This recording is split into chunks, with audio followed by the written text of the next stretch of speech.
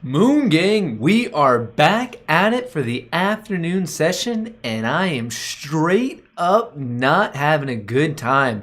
I don't know what you guys let happen while I was gone, but I am getting smacked on NEO, on RIOT, on CCIV, on Bitcoin, on everything. It's a sea of red. My account is getting destroyed, down 3.3K. It has been a brutal one. NEO, like, look at this, just a perfect systematic sell-off. RIOT below 50 now. When I left you guys, it was above 52. Bitcoin trying to bounce. Churchill not doing much, trading sideways. Well, I just don't know what you guys let happen while I was gone. Post it in a tweet. Let's see what happens. Comment below what you think the big mover is for the afternoon. Maybe I can make some of this back. But it's been a brutal... Not paper-handed, man. I've been swinging it. I wish I sold. I wish I had paper hands and took some of my little profits, but it's been a brutal. This is not the best week, the end to a week. But hey, we have 2 hours. Things can change on a dime. Don't forget about it. At least Virgin Galactic is running. We have some nice movement back. Look at it's pushing this again. I will. We definitely got to talk about that post market. So what my plans are, we're going to stream till close, and then at 4 p.m. I will do a portfolio recap. I'll let you know what I'm going to be like, kind of researching over the weekend. Let you know what I'll be like specifically interested in watching on Tuesday, and then we're going to do some technical analysis. We'll talk about some patterns. We'll look at the RSI, see what we can do to set up heading into next week. It'll be a fun little recap. And those are the parts that I'll be clipping, so we can come back and watch those easily over the weekend as like a bit of a training session, if you will. What's going on with Tilray? I see some people talking about that. Churchill, kind of boring. Tilray. So it came back to 3060. Someone was asking about that before. Literally the exact level I was calling just for that on that gap fill. Let's switch this over to 5 minutes. 5 minutes. All right, that's already 5 minutes. So yeah, that's just how we're dealing things with Tilray at the moment. Perfect bounce off of that gap fill. Clear. That was the price level I was telling you guys. Watch for that to either bounce again. It looks like it wants to come down and test it. So be careful with that. Important level to pay attention to. Is BNGO still running? Is that the one that people are all making their money on? BNGO. Yeah, it is. Okay, I was telling you guys, watch that breakout of 1385. Right now, it's battling it out. Key psychological level of 14. So if you're in it, let me know if you're in BNGO. That's awesome. Some people are making some nice money. DSWL.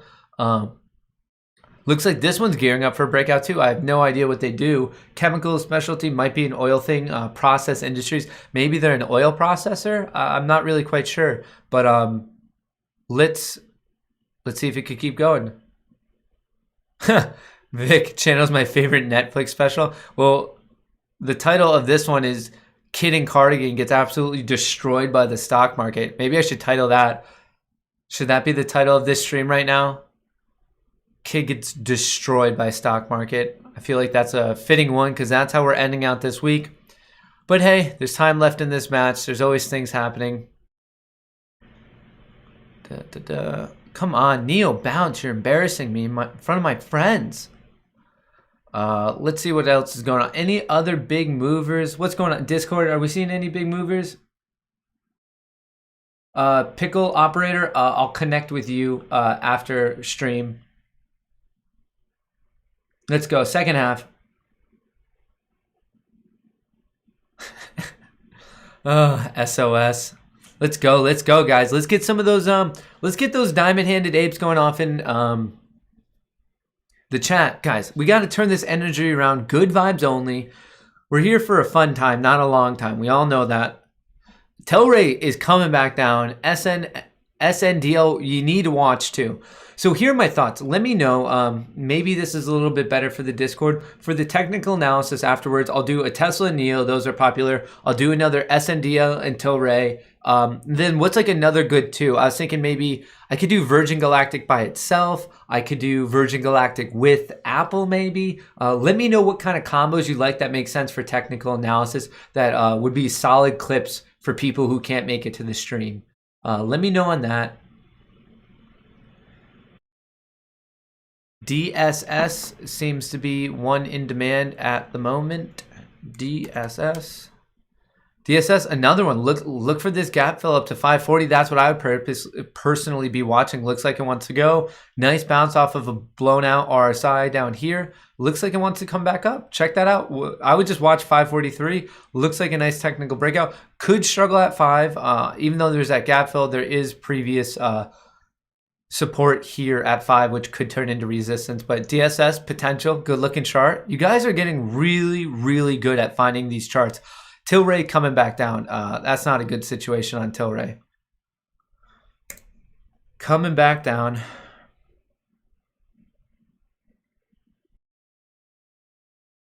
Worst stock of the week, OCGN. Honestly, the worst stock of the week seems to be whatever I'm freaking trading. BNGO is looking nice though. Seems like we have some people making some money on it. What's Hyliion up to?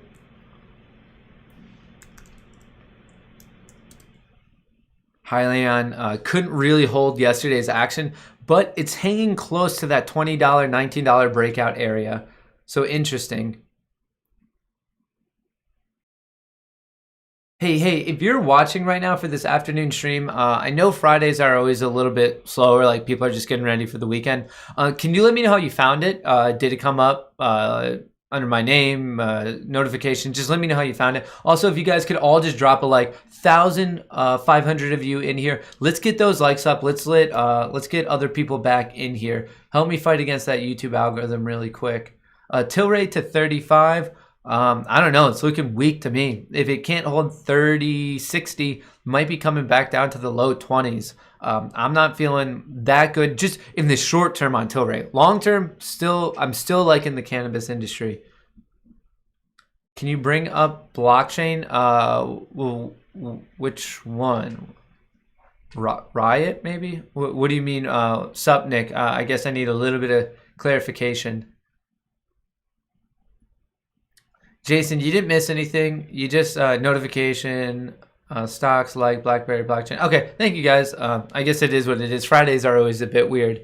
But hey, depending on how things go, if this is a good stream, we could hit 80K. The Moon Gang could hit 80K. We could be 80K Space Ape strong, depending how it goes. Guys, if we're getting close, let me know. Let's push for that 80K mark. I mean, I think it's like 450 subs, 400 away. Like we're getting close, less than 500. We are in the home stretch of 80K. Let's make it happen. Devin, Devin. Let's go, guys. Let's get that energy rolling. Bitcoin trying to fight back. Ethereum trying to fight back. Can you look at EBON, like your channel? Thank you, Stone. EBON. Let's look at EBON. EBON showing some strength. I like this pattern of higher low, higher low, higher low. Looks like it bounced off some resistance today, just above 650. Watch that. If it can get above it, I would then be watching 850. But definitely big if. It's battling it out at that resistance of 650. Mara was a request. Mara looking strong. We do have divergence though in the RSI. The stock has gone higher, the RSI hasn't. That is bearish divergence, so it might be kind of rolling over a bit. If that happens, I would say look for support between, well, first around 28, maybe then again at like 25-ish. But let's see how, like Mara, I wouldn't chase this one. I'm not liking the RSI setup on it at the moment. Let the chart develop. Hopefully you can find a new support in here and then build off of that.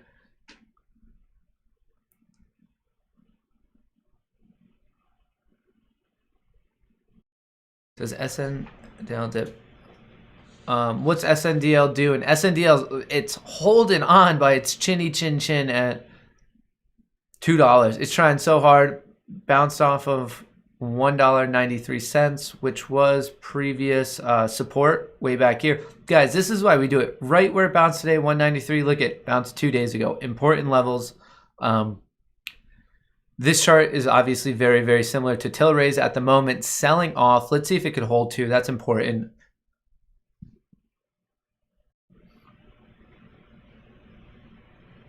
Tendy Zap swipe right. Okay, yeah, Nesco, SNGZ, SNGZ, SNGZ, SNXGX. What am I saying? Got you, Nesco. I mean, I like the breakout above 190. So, of course, you guys know me. I'm going to be telling you to look for this gap fill up to 264. Be careful. Some resistance at 250. The place to get in right here where you would be basing your supports at 190. So you got to ask yourself, are you okay with risking 22 cents a share? Are you going to stick to your plan if it falls below that? Watch 190 as a support. In terms of resistance, watch 250 and then follow that by the gap fill up to 264. This is another biotech one, so I don't really know what they do, but from a technical perspective on the daily chart, that's what I would be looking for.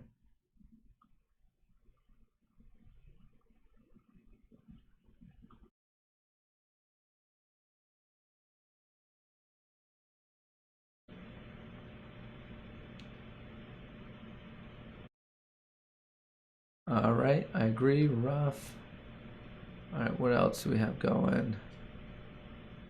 Let's go back.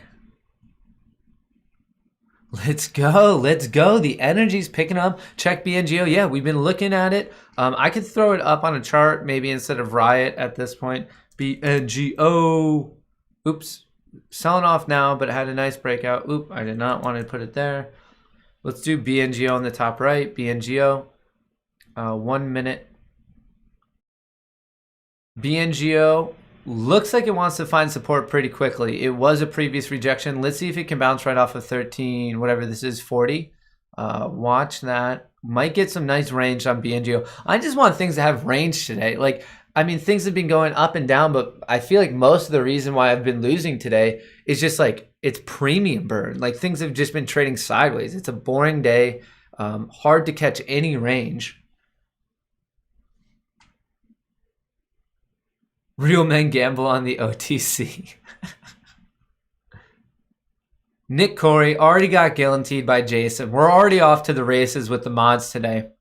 They're getting fired up. They're hitting their guillotine quota before the weekend. They're just trying to hit their numbers sent down from management.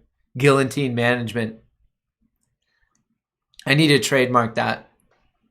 Maybe Guillotine Incorporated. The big managers are Chris and Jason right now.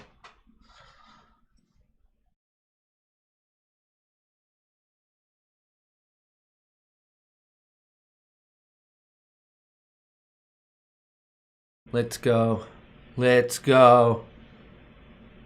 All right. Have you guys sent me any newsworthy things? Remember, you could always send it to me. Matt Kohrs, my movers for the afternoon. Let's see. VERUAPHA. Chewy. Chewy's a good one. Twitter here. DSBB. All right. Solid list. Good work, Alexander. What else are you guys sending my way? Love the great movie. Samoas. I don't know if I could agree that Samoas are the best. I just don't know if I could sign up to agree with that. If you need to send anything of importance or of non-importance, at Matt_Kohrs. Same thing for Instagram. Oh, shoot. I actually forgot to let people on Twitter know that we were doing this. Hang on 1 second. Let me tweet this out into the interwebs. I think it's so... Meet Chris and Mark. Sorry about that. I think it's hilarious that I could see just from my search that a lot of people have started searching Matt Kohrs, but they're spelling it wrong. Like one of the most common ways, I think everyone's like forgetting the H. So like that's the suggestion is Matt Kors when I have an H in my name, but it's been searched so much that that's like a suggested one down. Pretty funny. All right, where should we do this? Straight up not having a good time. SNDL TLRY.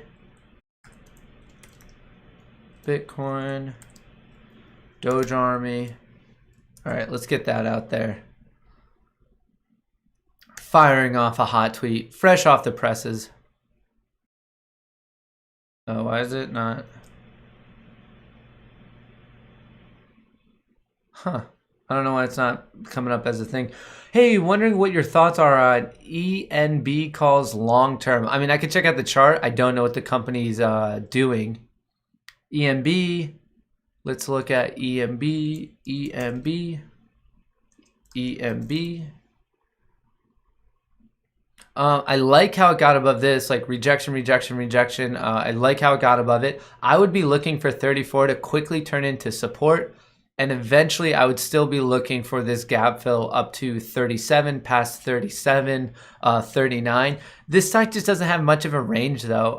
It's just really not moving that much. So like it might be a good play. It just like doesn't have a big range. Well, took an L of 177, got 178 back, but learned to wait a bit before placing a put order on market opens on Robinhood. Original put open option had a break even of 47. Yeah, Waldo. Yeah, it's lesson learned for all of us today. And what's crazy is I knew about that. Like I was telling you guys, I need to sell it right at market open on my TLRY. I could have got a profit, like a multi-$100 profit, and I just got annihilated. Stupid mental mistake. I knew the play, I knew the technical play, and I don't know. I was, I guess, looking to knock it out of the park to make back more money or something. It was just such a dumb, messed up play. How's BNGO's looking nice? BNGO, really nice bounce right here, 1340, previous rejection. So that's key level right now on BNGO. Actually, I'll mark that just so everyone knows to watch it. The next thing I would be watching is going to come up exactly at $14. It was rejected there previously. It's also a nice psychological level. So this is where I would be watching on BNGO. CCIV breaking out. Seriously? Let's put CCIV down here. CCIV, okay. I would be more excited about CCIV above 35.60. I'll mark that. Looks like the afternoon high. Let's see how that one goes. Good call out though. Guys, call them out if you're seeing nice moves. Arbitrage opportunity. Short TLRY and buy APHA after merge. So that's not really technically an arbitrage opportunity between TLRY and APHA because they're going to be priced at like an equivalent conversion. What are your thoughts on LDI and CAN? LDI, CIM, LDI, CAN, LDI. LDI is looking very nice. It's new. I haven't been trading it. I like more data, but people in the chat have been making a lot of money. Congrats to all of you guys. CAN right here sitting at this resistance. If it can break above it, the sky's the limit, but that's also a big if. So be careful about this first day high. It's currently acting as resistance of sorts. Neo coming back a bit. BNGO making its move. Watch $14. I mean, this thing, it can shoot up another 50 cents if it gets above 14. That's a good solid play.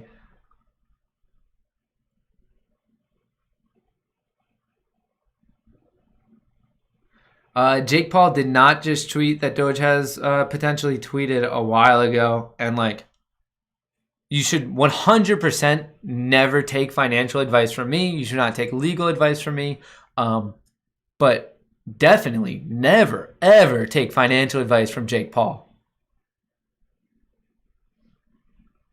SNDL coming up. It's holding too well. I like that. That's good. Watch it to get above whatever this is, 209 about. Might get a nice little trend reversal. BNGO with the technical breakout on the 1 minute chart. Who's in BNGO? Anyone in chat?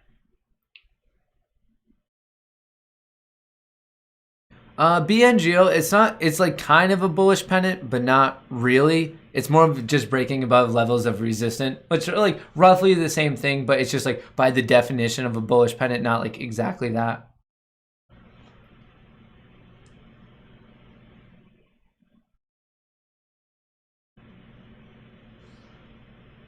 All right, let's keep going. BNGO, it has to hold. It broke out above this nice resistance, psychological level of 14. That's awesome. Let's hope that hype train keeps going. I am not in on BNGO, but at this point, I'll take it. I just want anyone to make money today. That's how bad my day's been. But it's all right. We're heading in the weekend. We'll relax, recuperate. Let's go.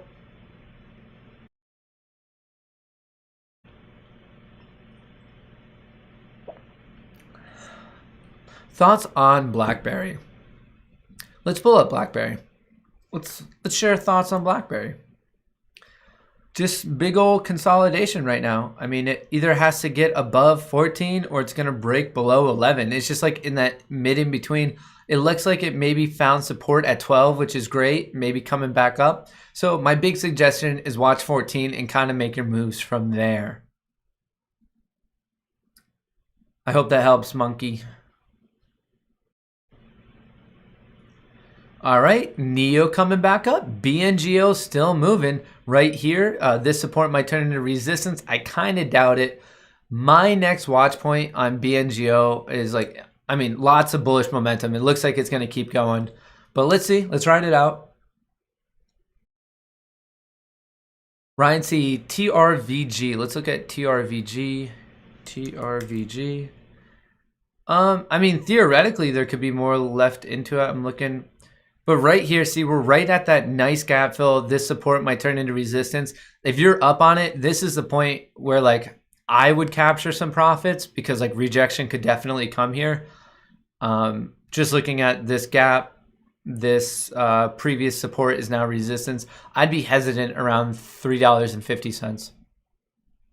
As a new investor, I was curious about how long you've been trading and how much you began trading with. So I've been trading for right now actually pretty much a decade. And how much you began trading with? I think when I first started, it was like $1,000 account, and I blew it up. Like, to be completely honest with you, that $1,000 was probably gone like right away. At first I was doing good, just like investing in like nice blue chip stocks. I would have like a share of this, a share of that, and the difference was a couple dollars, and I was like, this is boring. So then I switched over to penny stocks and was quickly annihilated. Like, it went down to a couple hundred very soon. It was brutal. And then from there I probably repeated that process of like, no, I can figure this out, and just kept blowing up accounts. Definitely just trying to be transparent. Like, people who say they've never blown up an account and they've had a long trading career, I just question it. Like, I mean, if they did, maybe, like, it's obviously theoretically possible. I just kind of find it tough to believe. Everyone has really rough patches when they start out trading. Sometimes even years later, you're still having rough patches. But then from there, you just slowly iterate. My big suggestion is, like, if you're having an issue with trading, try something new, try a new style, whether like just how you have to pivot. Like, I think that's that Albert Einstein, like, insanity is trying the same thing over and over again and expecting new results. If you're not having luck with day trading penny stocks, well, just try it. Try swinging them, try blue chip stocks, like iterate on it. If you're not enjoying the outcome of your trading experience, try something new. That's my big suggestion. Jason lost 20K. Yeah, like, people who say they're great traders and they don't have big losses, haven't blown up accounts, I don't personally know any traders who have been able to pull that off. Like, there's rough patches for everyone across the board. If you're in the middle of a rough patch right now, like, you have to try to get out of it, but also don't feel bad. Don't beat yourself up. It's such a common aspect of trading, and you just got to move forward and work on minimizing your losses. That's what it comes down to. I mean, even for me, guys, I was telling you at 9:25 I have to get out of Tilray. 9:35 came around and I didn't get out. What the hell was that? So it's just, my point is, even here, a decade later, I'm still battling with my own discipline, sticking to my own plan. It's a rough thing, but like, you just got to work on it. What do you think about TAP? They are supposed to be releasing an energy with the rock. Oh, Shadow, welcome. Know your member. All right, let's look up TAP. TAP, gap down. I mean, you could look for support right here at 44. Molson Coors Beverage Company. If it doesn't bounce here, there is a decent amount of downside to 39. But I mean, you could try it. You could try the bounce play off this. I mean, the RSI is kind of blown out on the bottom, so it might be reversing course soon. I mean, it seems to me like a pretty easy gap play up to 48. You have this gap. It is previous resistance. But also, with that being said, it's just like, is the risk reward worth it? Even if it goes up to 48, you are kind of risking 38. So the risk reward isn't in your favor, but I bet eventually it does fill the gap up to 48. Paul Ferns bought in on XLM last year for 5 cents. Now it's hitting new highs and pushing 50 cents. Also, thank you for ruining my work days the last 2 weeks. Paul, huge congrats on XLM. I mean, that's a 10x return. That's amazing, man. Pat yourself on the back. I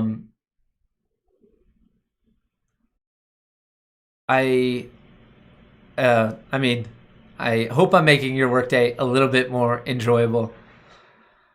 All right, LKCO. People are asking about that. LKCO. Nice. I mean, I wouldn't chase it. Of course, the breakout point was right above $1.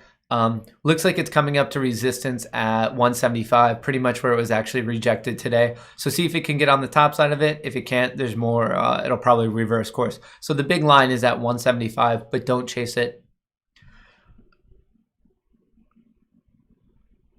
Okay, Pabiton, killing it on Pabiton. What's your average on BNGO?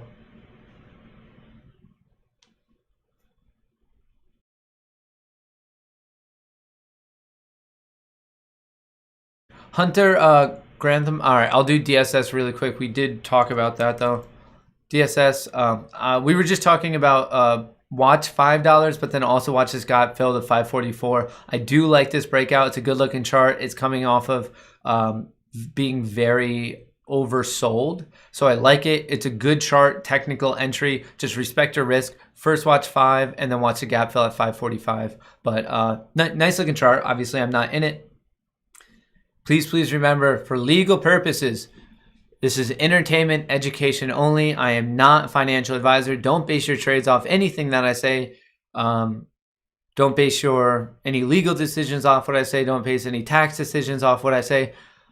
Honestly, the big thing you can just base your decisions off of me are my Girl Scout cookie recommendations. I feel like they are very solid and scientifically proven that Thin Mints and tag-alongs are the best ones. Other than that, it's up in the air.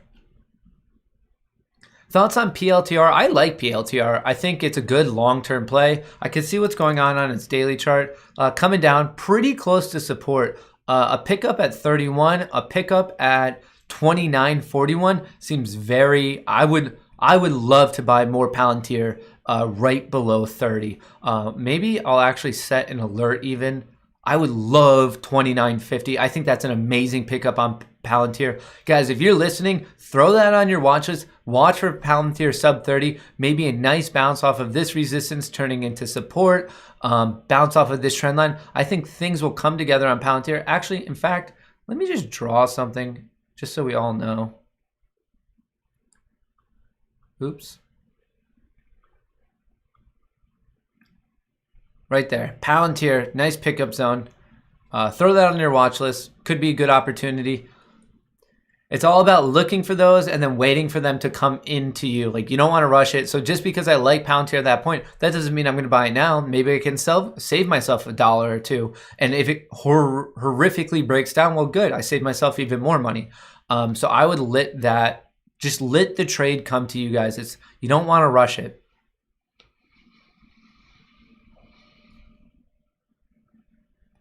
Procs up. I am up 20% since yesterday. That's awesome.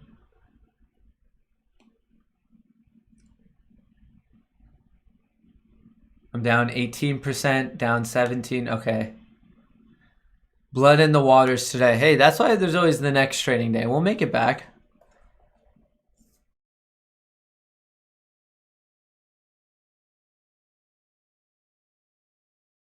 NEO sub 60. I really want NEO to hold 60. I would love for Tesla to hold 800. Right now, I don't have a Tesla position. Well, I'm a long-term investor, but I'm in Tesla at like $400. I've been holding that for a bit. Do you think that Bitcoin will drop like 2018 or continue to skyrocket with smaller dips here and there? Is it a good long-term play? ETH as well. Cheers, Matt. GRD the third. I don't think that we're going to see a big drop like we saw in 2017, 2018. I think the big difference now fundamentally is that like so many large companies, Apple, MasterCard, and Tesla are coming around to accepting it. So to me, there's a big fundamental shift.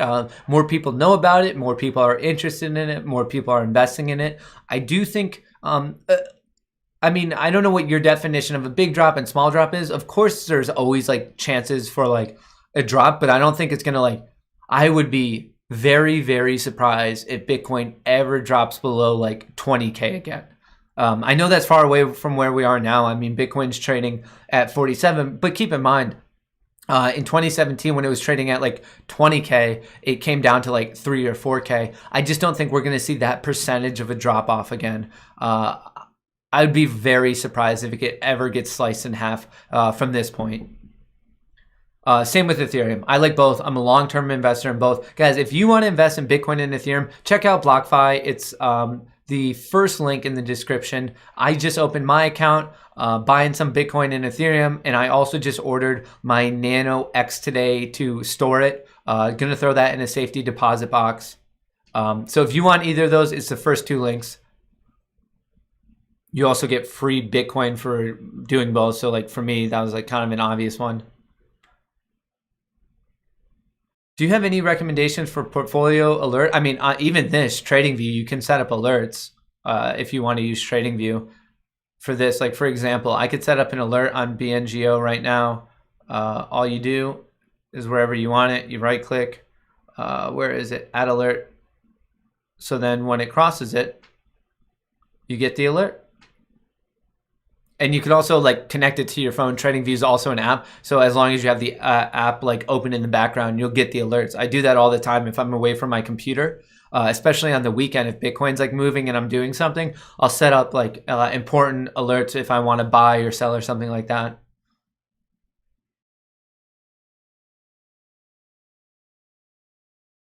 M. David, J&J, huge pharmaceutical play. I mean, outside of even the world of the vaccine, I think that's a good long-term hold, really.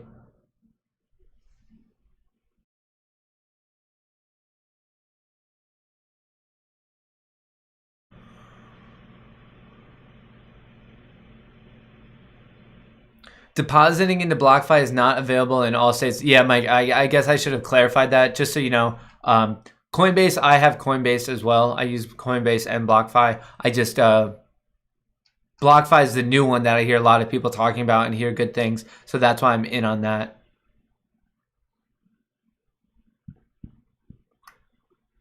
Okay. New to Robinhood, used to trade crypto only. Robinhood gave me a pattern trade warning. How do I avoid so I can trade more throughout the day? Thanks. Okay, Bert Dude. So pattern day trading, pattern PDT, pattern day trader. Basically every 5 rolling days, you can only have 3 day trades, as in buying and selling or selling and buying, basically like 1 full opening and closing a day. You could have 3 of those every rolling 5 days. This impacts your account if it's less than 25K. If you guys are outside of the US, you can completely forget what I'm talking about. This is just a US thing. If your account's below $25,000, you can only have 3 day trades every rolling 5 days. Once you get above 25K, you can do whatever you want. That's just the money in the account. So basically, if you have your account of like 25K, let's say 26K, you can leave 25K in there and only trade 1,000 and you're perfectly fine. That's like a quick workaround. If you don't have that much money to trade with, you could also open multiple accounts. Like you could put 5K into Robinhood and Webull, and then you would get 6 day trades as long as those are both below 25K. If you do a 4th violation, basically you're just banned from day trading on that account for, I think, 90 days. It's happened to me before. It's a pain in the butt, but it's not like a legal violation or anything. It's just like a pain in the ass.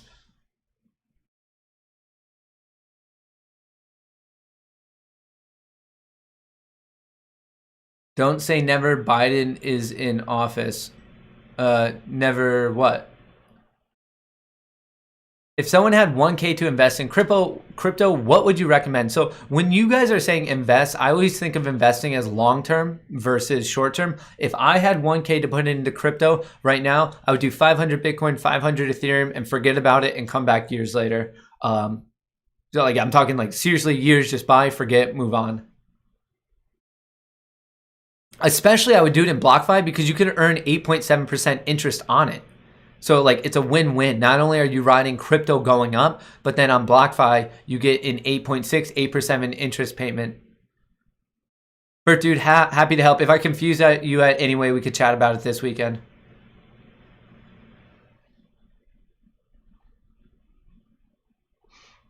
All right, CCIV coming back, 35.60. What's SPCE doing? Below 55. Come on.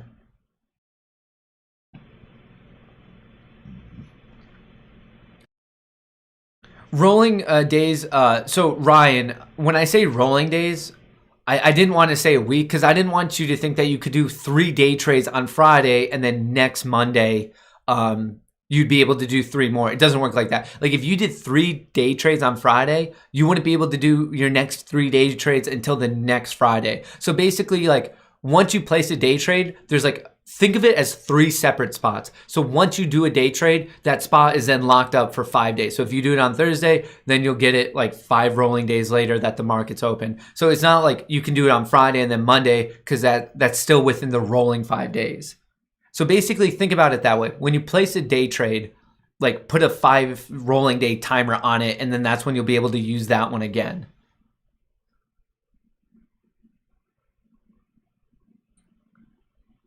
Jonathan Reyes, you're saying that I skipped your super chat. I'm sorry. What did you say? I'm scrolling back. ABNB for long-term got in at 146 Moon Gang all day. Jonathan, I actually agree with you. So I think right now Airbnb is a little bit overpriced, but I think years down the road, it will dominate the lodging industry. Like relative to Marriott, Hilton, I think Airbnb, like obviously it got decimated this past year, but overall, I think it's such an innovative, powerful idea that I do see it dominating the entire lodging industry.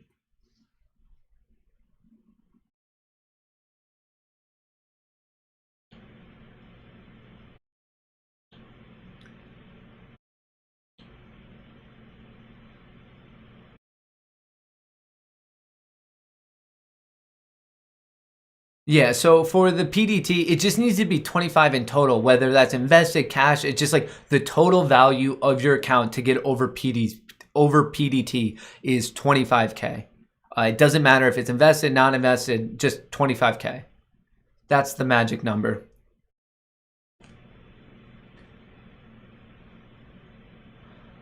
Wow, BNGO couldn't hold the breakout at 14. SNDL trading sideways once again, trying to hold 2. That just shows you how important $2 is.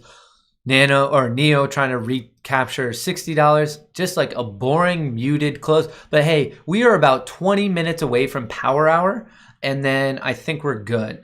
I think we'll see more volatility. I hope we see more volatility, but we'll see how it plays out.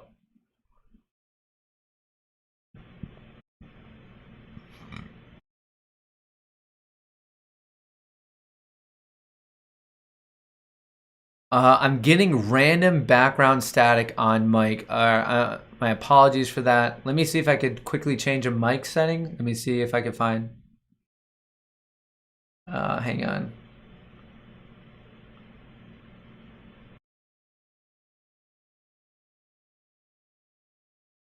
Yeah, so I don't know. My noise suppression is like kind of maxed out already. So I don't know if it's just picking up my heating system or something in my basement. I think it's more so impacting people who probably have on better like headphones, like like a Bose or something. But I don't think it should be like horrific to anyone who is just listening through their stereo.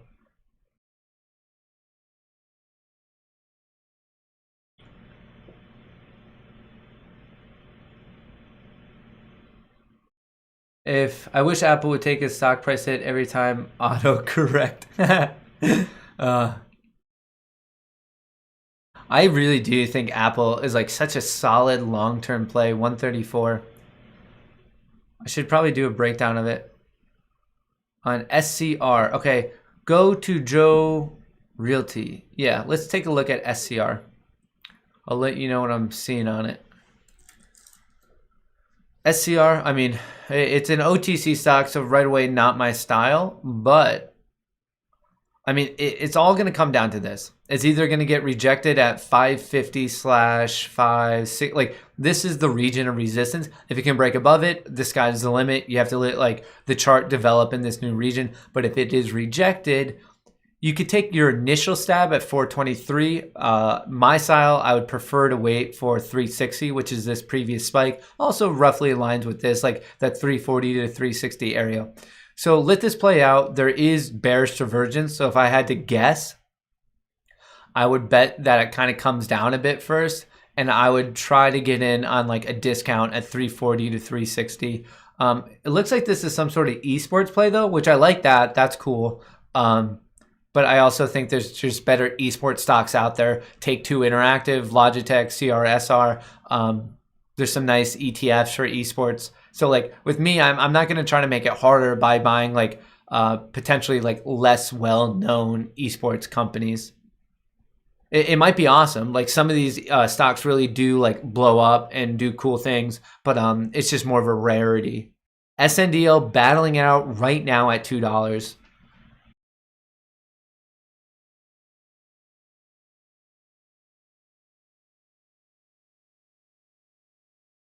Home Depot, I think Home Depot is a great long-term play.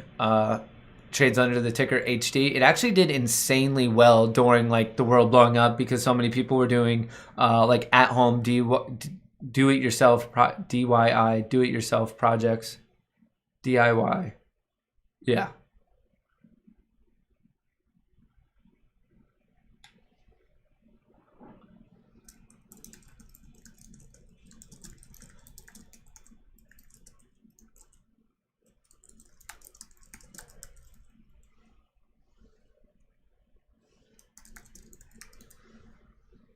All right.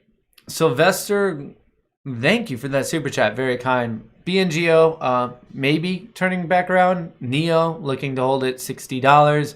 CCIV trading sideways. What's Bitcoin doing? Bitcoin, let's check on our Bitcoin really trading sideways. Dogecoin trading sideways. Everything's trading sideways. There's just like people, the volume's down. People are not trading. It's a low volatility environment right now. I think everyone's a little bit bored, just kind of waiting for the weekend to start. But let's see. There might be some movement in the last hour of the day. Options are expiring. People are getting prepared for the long weekend. So let's see how it goes.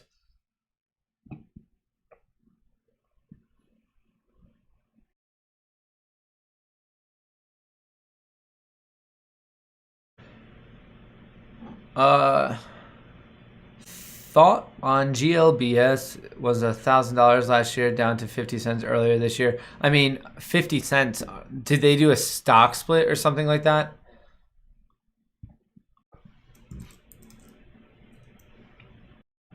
I'm assuming they did some sort of stock split, so like it looked like the price was worse than it actually is. But like with a sell-off like that, I just like wouldn't be that interested in trading it. There's probably better opportunities. Save yourself some money. Beyond average, thank you for that super chat.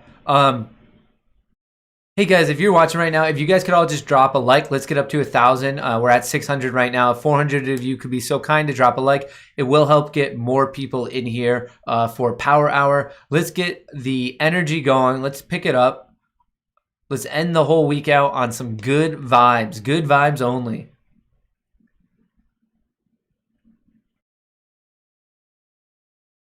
Opinion on XRP. I mean, good looking chart. It's going to overall, though, just follow the main cryptos, like what they're doing. Like right now, they're all trading sideways. The big one, Bitcoin, the meme stock, Doge, Ethereum in the middle. Ethereum looks like it actually wants to break out, though, right now above this 1840. So that's pretty exciting. LDI, I mean, Zach, I can't really do a technical analysis, but LDI, as we were talking about it in Discord, looks like they're having a meeting. What was this? Earnings report, record earnings report on the 18th. So you could check that out. That's in a week. So it might be good. But like for me to do a technical breakdown, there's just not much to go off of. It's just been going up since it came out like 2 days ago. Thoughts on Piton, ASGP? Let's look at it. Piton. Peloton. Potentially interesting, honestly. Let's see.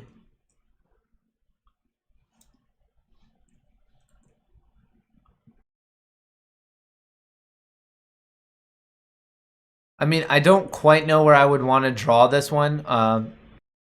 it's coming up to a trend line somewhere. I just don't know what trend line I would like specifically care about. Maybe just that one, just attach the tops. So I really like how it found support at like 144. So that's a good resistance. So just watch for a breakout above this trend line. Right after that breakout, watch 158. And then from there, the big resistance will come at 167. I would say that's the key level to watch upon a bullish breakout of the trend line is right there at 165 or 166.6. But might be getting a nice reversal, like after hitting this high, comes down, might be looking for reversal soon. Watch this trend line and then watch that resistance is how I would personally play it.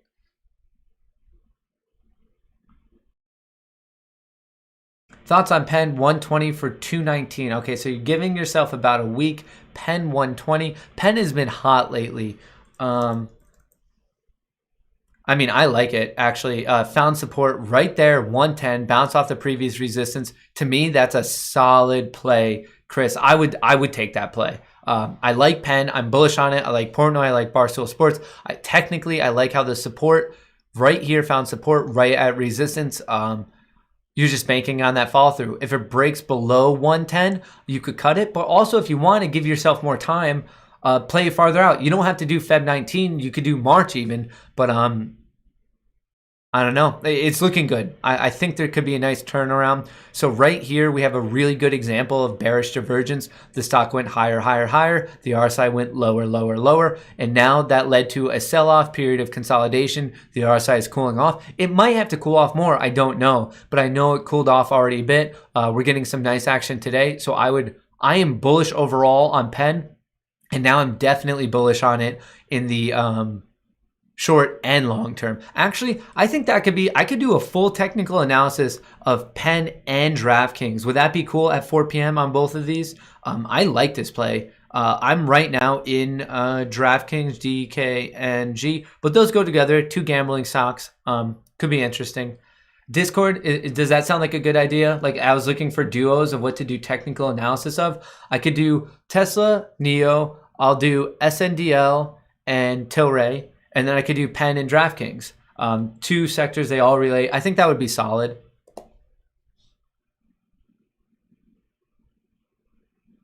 Yeah, okay, DraftKings, I like DraftKings a lot. I like Penn a lot. I mean, they're both solid. They're, I think, long-term winners, but in my book, but I think right now they're both at interesting points in the short term.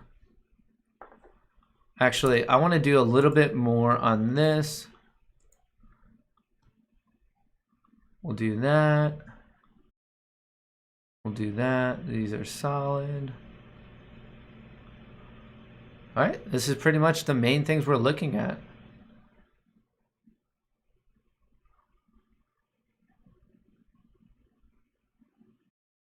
All right, some people got in DraftKings this morning. I kind of want to do Virgin Galactic. Maybe I'll make just Virgin Galactic a standalone one. There's just so many stocks of importance that I want to do like technicals on all of them. And that's why I like to pair them up in two, just so we can get like through more content, see more technical situations.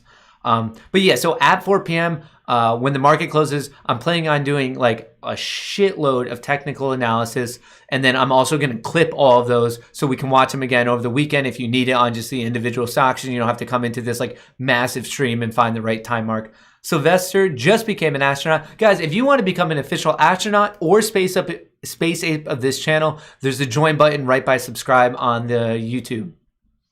BNGO pushing again. Ooh, BNGO. All right, so if I do Tesla, NEO, SPCE, BNGO. What would be a good BNGO pair up? Like we need another TLRY, SNDL. Of course, AMC can go with GME, but I think people are like tired about hearing of them. That news cycle is almost over. BNGO right there. So someone was asking about alerts. Look at that. I got the alert across 14. So that's how the alerts work. It's nice. If I had my audio up, you'd hear a big like ding that like sometimes scares the crap out of me. Blue Origin is not a publicly traded company yet, and neither is SpaceX.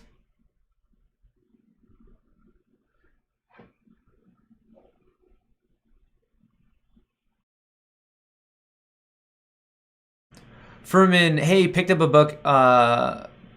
book you recommended on tech analysis. Would love a vid on your chart setup, most used tools in trading view. That's okay. Yeah, I think I can make that. So on the weekend, obviously guys, I get a little burnt out because I'm streaming for hours a day, but on the weekend, I want to make more of like, not really, well, I guess it would still be educational, but things like that, like talking about options, talking about chart setups. That's a good suggestion. Thanks for picking up that book. Guys, if you want to, UAMY thoughts, UAMY. All of my current book selections, I have 4 down below. Bertu, yeah, I'm telling you, that ding's crazy, right? But anyway, if you guys are interested in some book suggestions, they are below. I try to find some cheaper options for you. I really do think you can learn quite a bit about the entire like trading world by not spending much money. No way. Neil Apestrong just became an astronaut, man. I love that name. The fact that this community is being built up in such a fun way and we're all like just playing into this hilarious brand. We're learning about stocks. We're having a good time. We're all cracking jokes. Neil Apestrong, what an amazing name. Shout out. Can you take a look at AGTC? AGTC.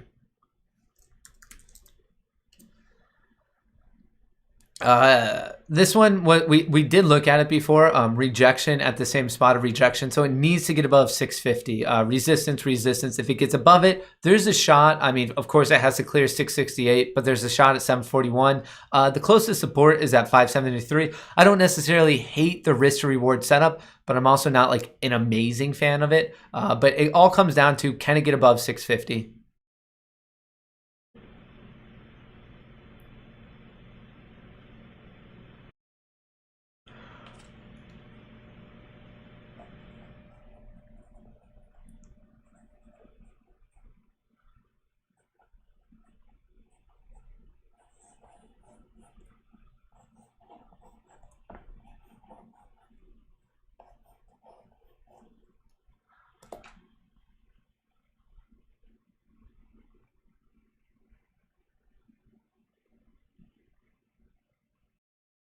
Yeah, the technical book, I mean, it's going to be cheaper if you just buy paperback. And if you guys, so that one's very much a novice one. The technical analysis one, like if you're new to trading, it's a great starter one. And then in the future, if you guys feel a bit more comfortable with it, I could find like a couple more like advanced techniques ones. There are like some amazing trading books out there in general, not even necessarily to technical analysis like that for sure, but just some of the stuff, the information that people share, it like blows my mind. Hey guys, we are 20 likes away from 1,000. There's almost 4,000 people in here. Let's get this up to 2K, guys. If you're watching it, it would be much appreciated if you could all drop a like. If you haven't already, don't forget to subscribe. All that engagement really helps out the YouTube algorithm. If someone can, if I'm fortunate enough, let me know when we hit 80K. That'll be a fun one.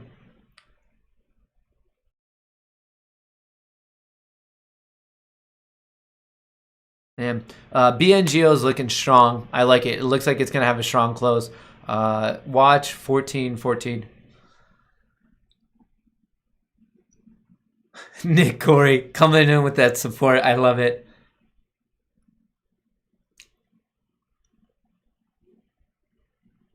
So I wanted to ask the team as a whole, especially, well, Discord, a little bit different for you because I have like special things planned for you in that group, but more for like this Moon Gang YouTube community. Obviously, we're streaming throughout the week. So on the weekend, do you guys all want breathers? Do you want like just like crypto live streams, or do you just like those clips? Is that the best of like, let's keep it calm on the weekends and just watch a couple like 5-10 minute clips? Like, what's the best content that you guys would find value in, entertainment in?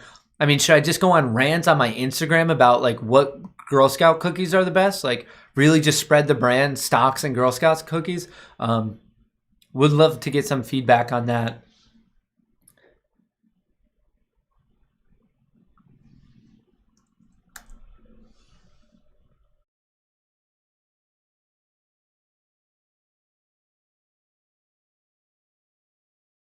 Fliz just became a space ape. Shout out to Fliz. Welcome. Love that picture. Cat and some cool sunglasses, man. That's awesome. BNGO is moving. BNGO moving alert. SNDL opposite alert. It is kind of getting smacked at the moment.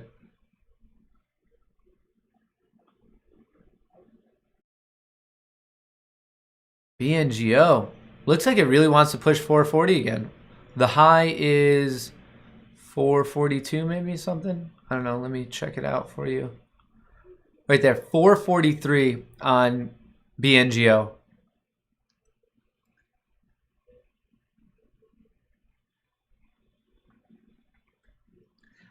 Take the weekend off. Guys, this is now my life.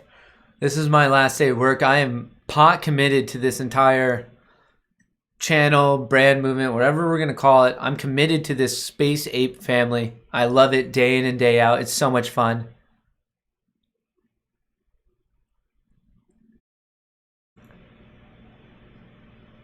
Miguel Escobar, thank you so much. I appreciate that. Very kind.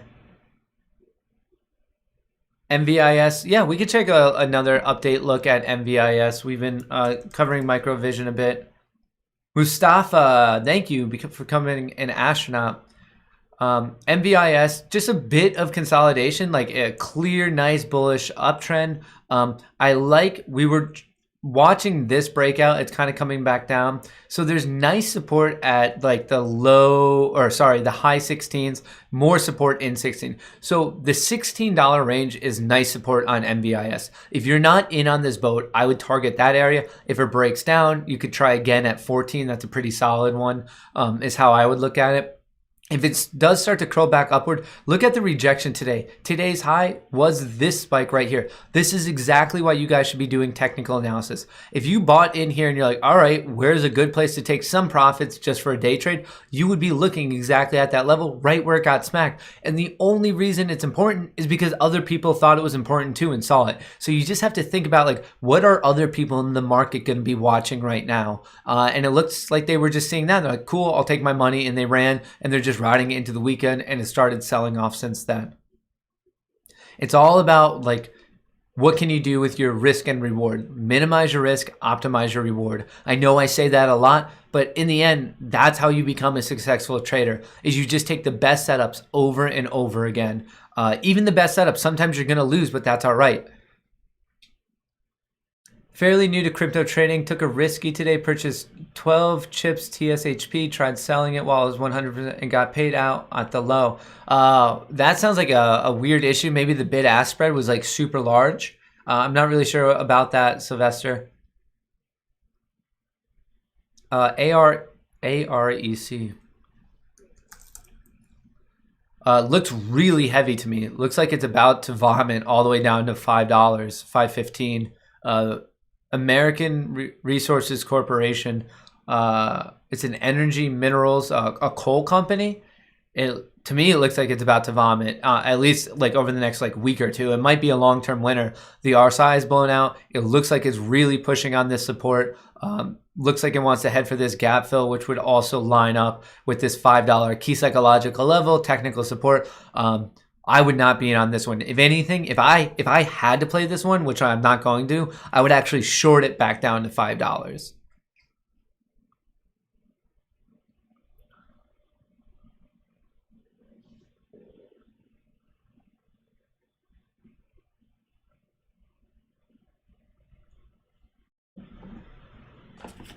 All right, BNGO. Let's see if 14 can turn into some support on this one.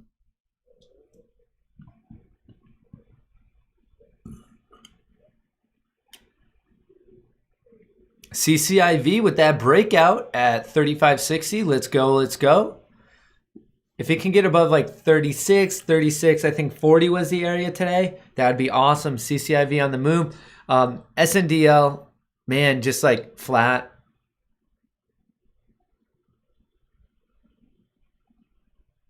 Bert, dude, for Doge, our luck on Doge is completely dependent on celebrities continuing to talk about it. If they stop talking about it, it will fall. But if we still get Elon buying it for his son, I think we're in good shape. Mr. Entrepreneur became an astronaut. Welcome aboard the spaceship.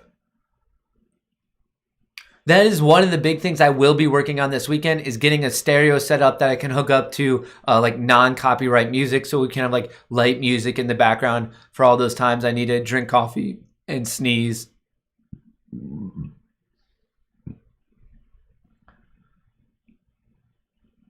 Yeah, I do. Vic, I do have those CCIV calls. CCIV, I am betting on the merger happening. If it doesn't happen, I'm going to be losing thousands of dollars. If it does happen, especially if it happens soon, I will be up money. That's the risk reward. I mean, guys, you have to understand, once in a while, I'm going to pitch you better, like longer term plays that have lower risks, things like Apple, Microsoft. But I also, like, I need to intermix them with some of these more like active day trades, things like that. Like, it's a mixture of the two. If you're questioning which ones, like, ask me. Be like, hey, I'm like looking for a multi-year or something I could hold for all of 2021.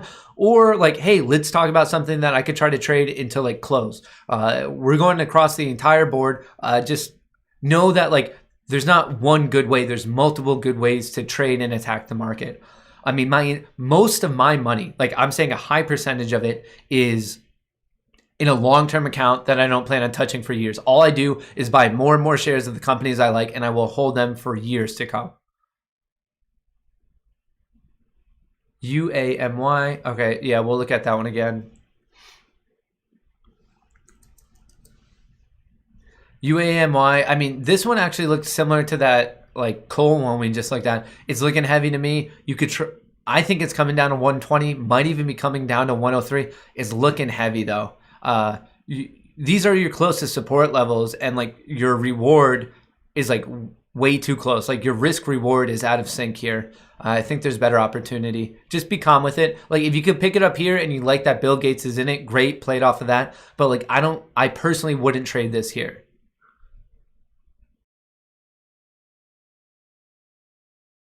Is Riot doing something? Riot? No, Riot's not.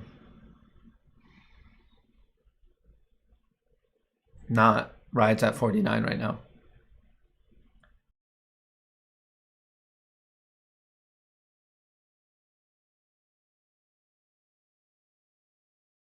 Algo is a new stable support line if anyone is interested. Good call out, Beer Money Studio. NEO coming down, BNGO going up. At least Churchill Capital. People are getting, something's going on that people are pushing it up this weekend. It looks like it's gunning for a new all-time high. Actually, Power Hour. Where is my CCIV? Right here. CCIV, I'm actually still somehow down because the volatility has died off so much. But maybe things will get going for me in Power Hour alert, 3 p.m. We have 57 minutes until the market is not only closed for the day, but for the week. Remember, market is not going to be open on Monday. The fun will resume on Tuesday because of President's Day or whatever it's called. But keep in mind that at 4 p.m., as soon as the market closes, I will do a portfolio update. I'll be letting you know what I'll be looking at over the weekend, also looking for on Tuesday. And then we're going to do some technical analysis. We'll do Tilray and SNDL together. We'll do Tesla and NEO together. We'll do Penn and DraftKings together. And then, of course, we'll do some crypto just so you guys know what to look at in the weekend. I might roll Riot into that. So we have awesome things coming. Man, there's just so much to talk about because I would also love to talk about CCIV and SPCE. Can I like possibly pair those two? There's just so much for us to talk about. I'm excited. It might be a bit longer, but there's just so much to talk about. So much movement. Hyliion, I'm in on Hyliion. I'm in at like 30 bucks. So if you buy Hyliion, you're going to most definitely have a way better cost basis than me. I chased it a bit, but I am also prepared to hold it for the long haul, so that's fine. BNGO is coiling up for a nice movement. What's Bitcoin doing? 47.5. I mean, it's kind of sitting right below that resistance at 48K. Once again, I will repeat it for everyone to hear. I am in on Bitcoin. I'm in on Ethereum. I think it's just a matter of time before Bitcoin hits 50K. I really do. I'll be talking about Tesla. We'll do that. How about Tesla? I'm talking about Tesla when the market closes.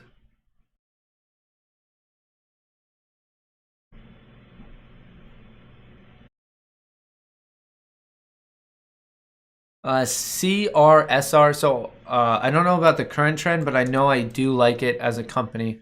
So CRSR, kind of like a, I don't want to say that it's a bull flag because it's like not technically, but it's like kind of close.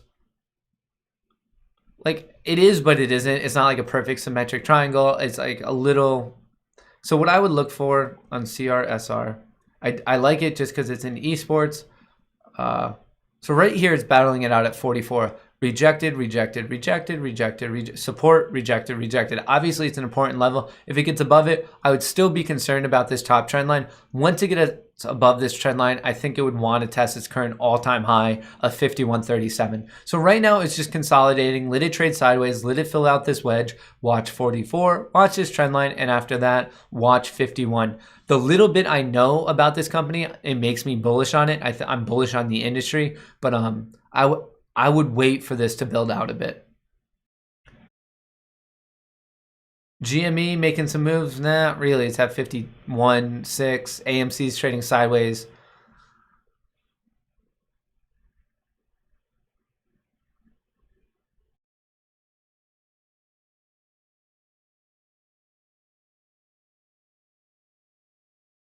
All right, CCIV, ding, ding, ding, ding, ding. I think that's a new all-time high. Nope. I mean, well, intraday trading it is, but it looks like there's also a post-market yesterday. Hang on, what level is this? Let's line this up. 36.70 is like a post-market high. So normal trading hours, we just hit a new high on CCIV. Let me know in the chat if you're in on CCIV. Getting some nice movement. It could get exciting above 36.70, especially as we're heading into the weekend. I wonder if there's people with a lot more money knowing about a deal that we don't know about. I wonder if they're jockeying for position into some potential big announcement. Michael, since there's about 2.7K of us watching, couldn't we do something like all pick the same stock between $3 and $10 start a market, start the same thing throughout the day and through the technicals that day? Yeah, I mean, we could watch it as a group. I mean, I definitely don't want to get into that realm of pumping and saying we're all going to buy it. That just sounds like a legal nightmare for me. But Michael, what I could do is like make a list of like, say the top most 5 popular ones. I could make like a poll on Twitter, and whoever, like whatever gets the highest vote, we could like leave that up for the entire session. And like kind of do like a special analysis on it. I think I'm trying to be more interactive, like with the whole community, especially all of you in Discord. So I think something like that could be interesting. King Kong rocking it on CCIV. Here we go. 20 cents away. I think it's going to do it. We're looking good. We still have like 52 minutes. Yeah, I know. I definitely don't want to get into that world of accused of pumping.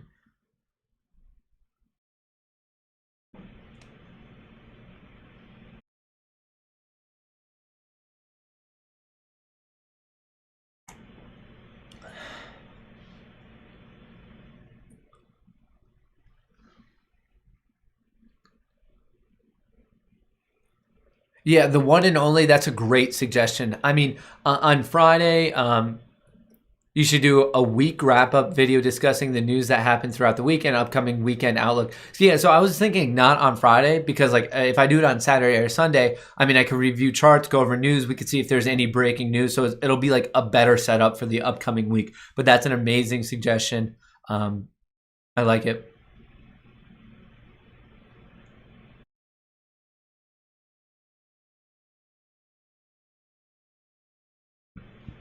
There we go. CCIV on. I have to be in profit now, right? I'm still down on it. So this is a great example of what I was telling you about, of how sometimes, like clearly we hit a new high, so I had to buy it at a lower CCIV price, but that's why volatility is so important. Like clearly, I guess the volatility is lower, the time's working against me, and when you put all those together, I'm still down on it, even though I bought CCIV at a better price. That's why options are even more complex. I mean, There's just multiple things that go into pricing it. So theoretically, I'm right because I bought it when it was lower. I had to because we're just now at a new all-time high. But I'm still down money because volatility and the time decay are working against me. BNGO could not hold 14. BNGO, BNGO, BNGO, BNGO. If I can't play music, maybe I'll just start singing to you guys. I actually don't even know if you're allowed to sing. I think that's actually DMCA strike 2. If someone wanted to be like a big dick about it. I think I heard a story of like they try to copyright strike PewDiePie for just like humming a stream or a song in one of his streams. And I was like, that's insane that it can get like that out of hand. Churchill going for 37. Am I still down? I'm still down. Are you fucking kidding me?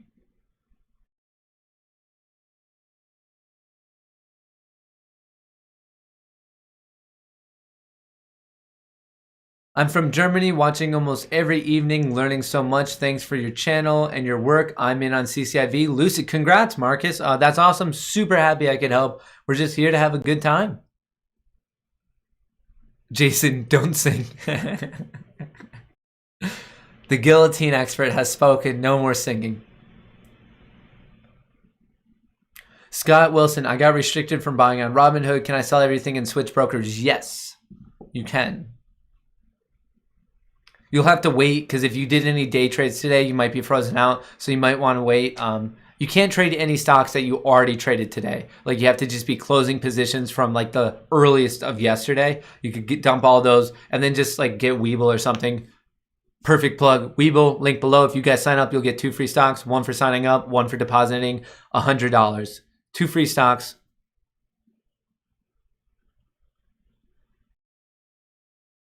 BNGO looking to hold 400. Literally SNDL has done squat today. It's just at $2. Same thing with AMC. Same thing with GME. Boring day. The big movers, honestly, Churchill and BNGO right now. Whoa, not a Greg just made 2K on BNGO. That's awesome, man. Congrats. That's awesome. What a way to start off the weekend. DMTK, how long do you think it will sustain this growth? The White Rabbit, DMTK. Let's look at it. DMTK. I mean, who knows, man? It just broke out nice. There's really no way to put, like, eventually it will come back down and fill this gap at 56. But for now, like, there's theoretically nothing stopping it. So as long as people are buying it higher and higher, like, the sky's the limit. You can't really, like, pick it out like that of like, oh, it has to come down in 2 days. Not exactly how it works.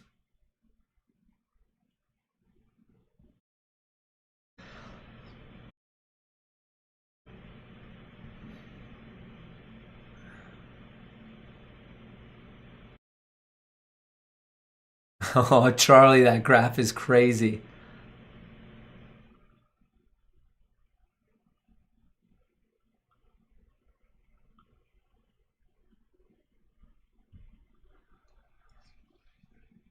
Oh, Neo, breaking my heart. Churchill coming down, couldn't hold that, got rejected at the pre-market high, post-market, whatever it was. At least Tesla's holding 800, Neo having a tough time holding 60, SPCE having a tough time holding 54. What do you do for fun when you're not trading? I literally just sit there and decompress. Like I try to not talk because I already talk so much.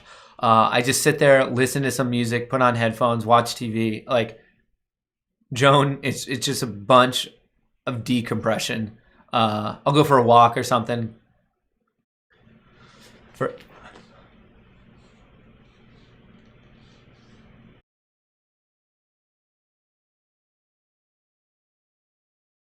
Eats Girl Scout cookies, duh. Yeah, I just sit there. I just rock and corner back and forth, shoving Thin Mints into my mouth. I never said I was the epitome of health, team. Just shoving Thin Mints. Health. Drop focus on Tilray. Well, Tilray is just moving the same way as SNDL. Actually, Tilray is a little bit worse. I could bring up Tilray really quick. It's right at that gap fill area at 30.60. We're looking for that to hold. If it doesn't hold, it looks like it could go to the mid 20s. And also, keep in mind, I will be doing a full after when 4 p.m. hits. I'm doing a portfolio update, Tilray and SNDL together, Tesla and Neo together, Penn and DraftKings together, Virgin Galactic and CCIV together, and then RIOT, Bitcoin, and Ethereum together. Jason.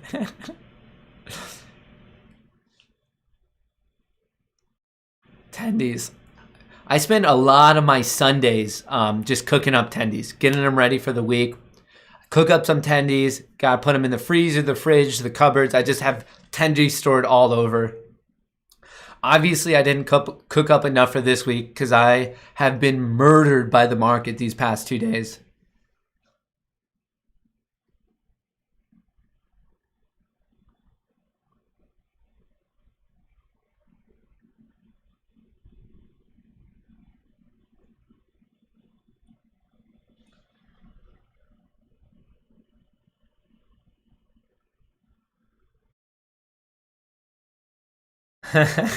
Maxon. I get it. R.I.P.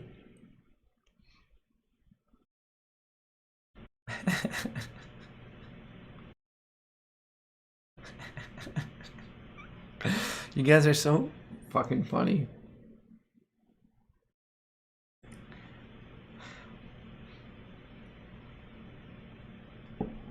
I don't know how many of you guys are Dr. Disrespect fans. So I'm not that big of a gamer. Like I game once in a while, but I'm not like good at it or anything. But I really like Dr. Disrespect streams as just like a creator. I think he's like such an amazing entertainer. And I think one of my goals is to get so big one day that I could get recognized by him. And then I think we could make a stream where we're just like screaming at each other. I think that could work. Is ETH, can ETH become a legit competitor to BTC? I would say that's actually a pretty fair argument. Is it likely? Maybe not. I think they'll both have their own use cases. But it theoretically could, Andrew. Like, it has a way better chance. Ethereum has a way better chance of competing against Bitcoin than like any other cryptocurrency, at least in my like knowledge of the crypto world. What about the merger between APHA and Tilray? Well, what about it? Like, it's going to go through. I think it's good. We'll have like one mega cannabis play, which I would love. What's the most tendies I've printed in a day? In one like trading session, this was about like two or three Christmases ago. This was back when I was trading on the futures market. I took a huge short position on natural gas, and I made a killing. Like, it was easy 20-25 grand in like a couple hours. It was disgusting.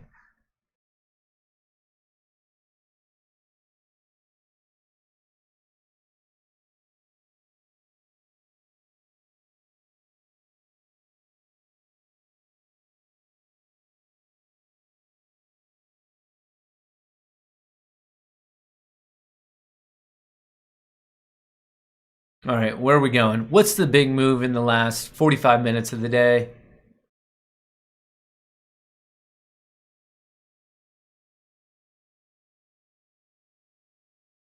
Mr. Entrepreneur, yes, guys, in my YouTube catalog, I have a playlist called Trading Options, and it's like a perfect intro, like get going. It teaches you like what options are, what the Greek values mean, and then a couple strategies, like basic stuff. But it's a good like starter thing, and obviously it's just on YouTube. It's free, so check that out.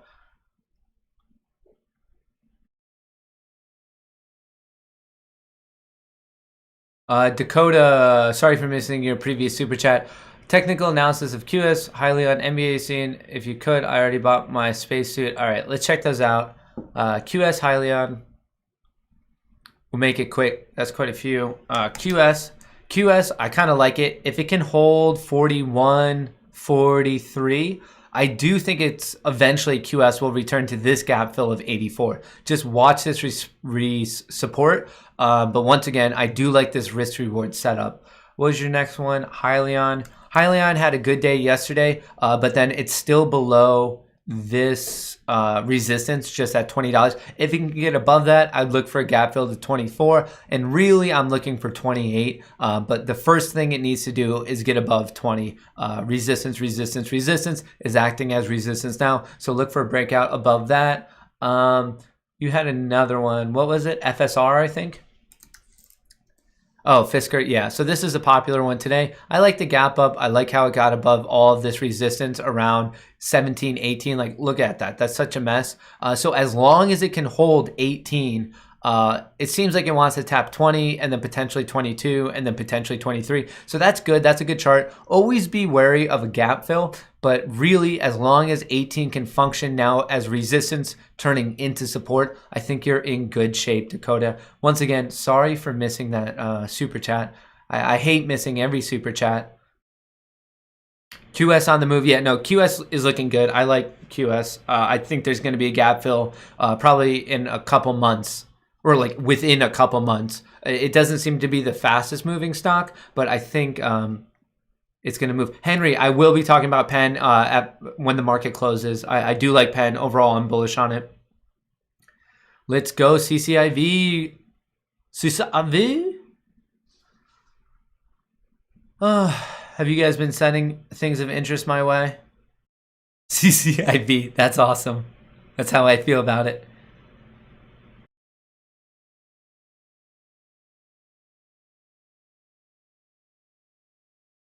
This is that Jake Paul thing. When I was 16, I invested my entire first Vine brand deal into Bitcoin. His first brand deal was only $100? Whether you like him or hate him, you have to admit that the Paul brothers do play the internet pretty well. Like, they turn it into like a cash machine for themselves. And sometimes you do that by becoming like a hated figure. So like if you hate them, they're actually doing their job because it's making them money. But both of those brothers really do. They've mastered the skill of using the internet to like make money. So you at least got to respect them for that. Maybe not as human beings, but. Yo, Nelson, talk about OGI. OGI getting crushed.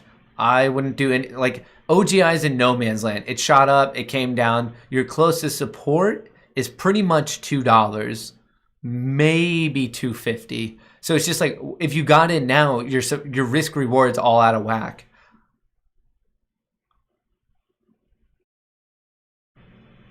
All right, Kyle Newton, analyze ONPH, ONPH, ONPH. A pharma play. I mean, it looks like it wants to rip. I don't know what this big deal is about here. Kind of an ugly chart, so I can't do the best technical analysis on it. But just from what I'm seeing over the past couple days, pretty bullish. What was that other one? MIME, I believe. MIME. A little bit better. Okay, so this chart's kind of looking heavy, honestly. So it has support at 42, so it's 70 cents away from that. The next support is at 41, and the next support is at 39.50. So there's quite a bit of support in this entire region, and I like that. I think that's a good thing. When you have multiple layers of support, it should help minimize your risk. So if you can get in here, maybe ride it back up to 47, or if you like it long term, of course, just try to ride it higher. But the risk reward setup's pretty nice. And of course, you guys already know what I'm going to tell you. Look for a gap fill to 50. Nice psychological level, technical gap, pretty solid. I don't know what they do. Technology, service, package, hardware. All right, they do something, but their chart is, I like it. Lenny, what's going on, brother? Just YOLO'd CCIV in the money call, $35 at 480 per call, 25 calls, and I have to hold over the weekend. Ape plays for the win. Man, Lenny, I love it. Oh, that's Lenny, you've been on fire. BNGO getting smacked. Waldo, wondering if you're able to wait till really close to the market close to sell an option. In pain, looking at Tilray dropping so close to my break even. Yeah, Waldo, it depends. So for the longest time, Robinhood made you get out at 3 p.m. Eastern, an hour before the market closed. I do believe they just changed that, but other more like quote unquote official brokerages like Interactive Brokers, E-Trade, TD Ameritrade, you can sell up, and actually some of the options actually go to 415, depending on like what you're trading. So Waldo, theoretically, you should be able to sell. What is Tilray at? Tilray is breaking down. Yeah, it looks like you're going to be pretty close. I mean, even right now, like, we have 35 minutes left with what I'm seeing. SNDL broke below 2, Tilray broke below 30. I think you'll be at break even or in profit before the market even closes. So just set it right now. Set a sell order at break even or like a cent profit, something like that, so you can get out. And if you get filled, you get filled. Ooh, CCIV, guys, let's get those CCIV. We need an emoji for. That's the hard thing, is I feel like I need to make an emoji for all those things that are running. So maybe that's what I'll do this weekend, is get like all the exciting stuff. But anyway, CCIV moving and grooving. Am I in profit yet? Finally, up 4%. Tendies.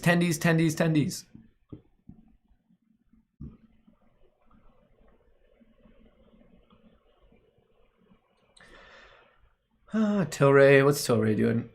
Oops, did not want to do that. I want to put Tilray in the bottom right for the team. I mean, it just looks heavy. I don't know. I think you're going to be good. My big recommendation would be to set a sale right at break even, slight profit, and just see if you could get out. I mean, you still have 34 minutes. I think you're in good shape. SPCE going down on me. Neo kind of just flat. BNGO vomiting. Lenny killing it.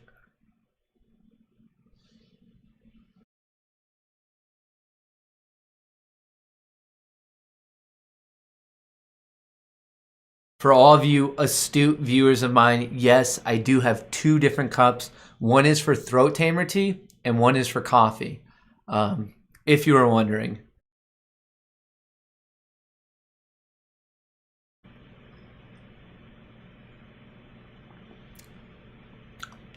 I feel confident that there's not many other live streamers out there who would be so willing to drink 2 different coffee mugs on one stream. That's what you guys pay me the big bucks for. Willing to drink 2 different cups at one time. Not many people can do it. Don't want to toot my own horn or anything, but high quality content.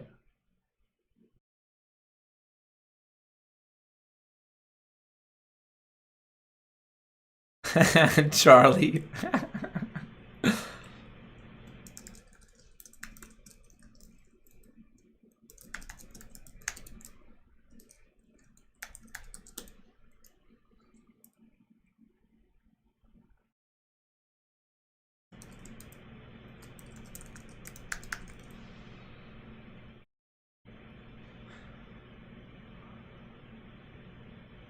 If you hit your day trade limit, yeah, you can just get another like trading brokerage, and you could use the same bank account. Yeah, that's what, when I was like really battling with pattern day trading, I just had like Webull and Robinhood, so I had 6 day trades instead of 3. And if you want 9, just open another account somewhere else.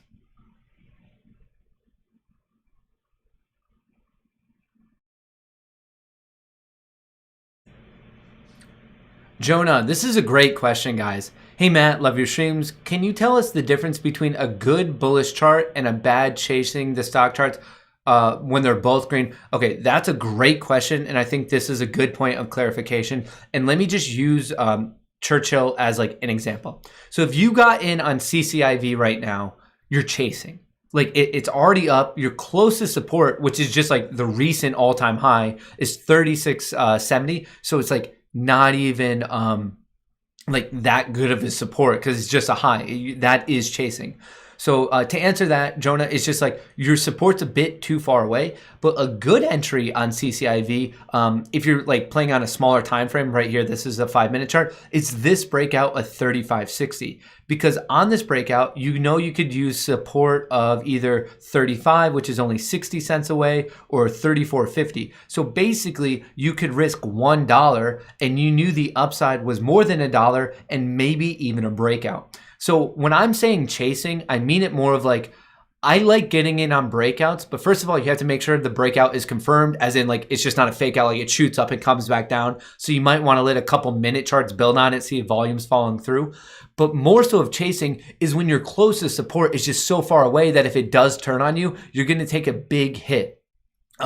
So that's the difference here. You could have gotten into CCIV on this. You know you're going to risk about $1.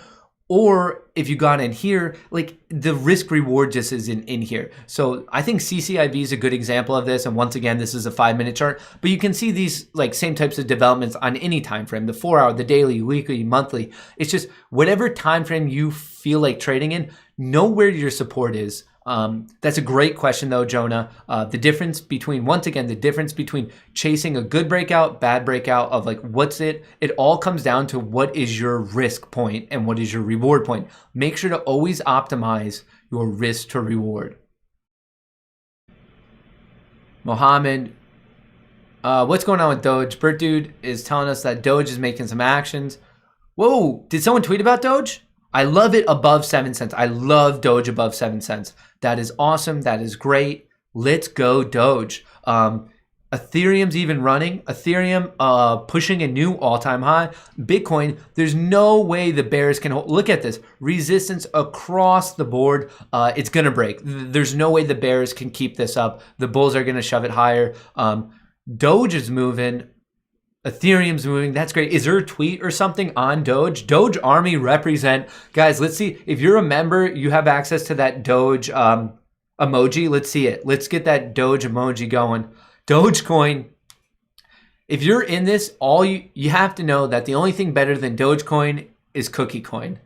Cookie Coin's not a thing yet, but it's already worth more. Let's go Doge. Above 7 cents will be risk for sure, or resistance, but on the top side of 7, we would love for that to turn back into support. Don't dodge, just Doge.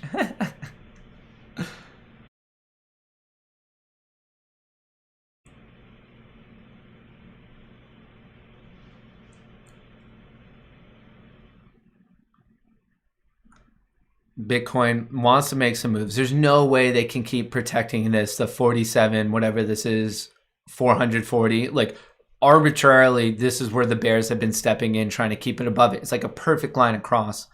But with the master crypto moving right now, Doge, you can't stop it. CCIV is still going, guys. CCIV is the nice watch of the weekend, probably. I mean, it's weird that it's pushing this much. I mean, I could be completely off base, but it seems fishy in the sense that maybe a bunch of insiders know something's about to happen. Maybe a big announcement related to that SPAC deal, and they're just trying to get in before. I don't know. I'm just throwing out like wild conspiracies. I'm a big conspiracy person. I love them. I'm now starting the conspiracy on CCIV. I better be in more profit. Like, this is insane. I took a nice $40 call and we're shooting up to it. Like, it's dollars in my favor. And I'm up only 14%. Give me a break. Donna Madonna. Thank you for that super emote.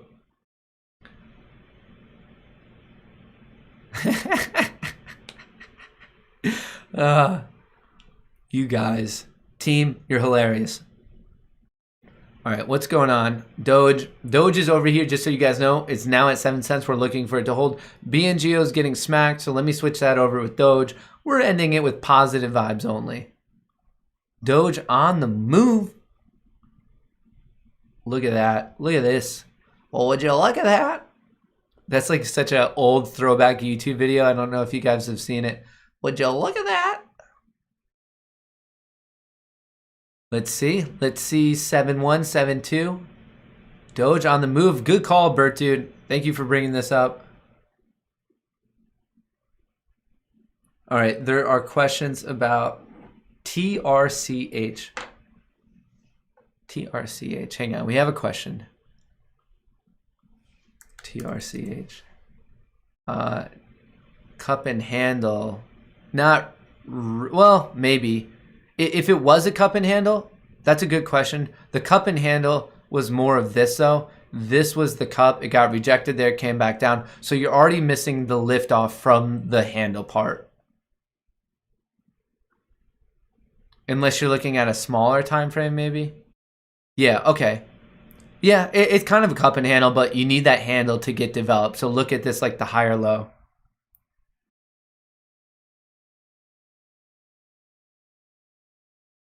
CCIV. Hey, Matt, can you explain the risk reward call outs you do? Basically, your nearest support from the current. What is the nearest resistance? Does the price of the stock have a factor also? Yeah, so when I say risk reward, I'm literally talking about the closest support relative to the closest resistance. Sorry if I was confusing anyone with that.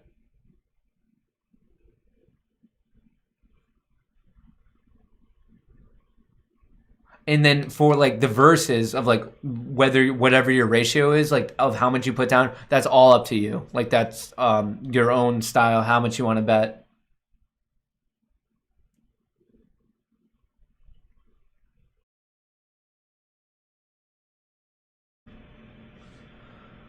What's Tesla doing? Tesla pushing. All right. Tesla's regaining. Doge on the move. Portnoy bought NAK. Interesting. 25K with it, which is like kind of nothing for him, but interesting. CCIV looking good. TLRY looking sick. SNDL no longer holding $2. Kind of an issue. Kind of problematic. Patience does equal profits. I agree with that. AMC not really attacked. It's just like a couple cents lower. AMC's range has been lame. GME had a decent range today, but still just at 51. Both of them. The meme stocks have been like falling out of the news cycle. I think there's other opportunities we should all be paying attention to now. With that being said, I'm not selling my AMC. I'm not selling my GME.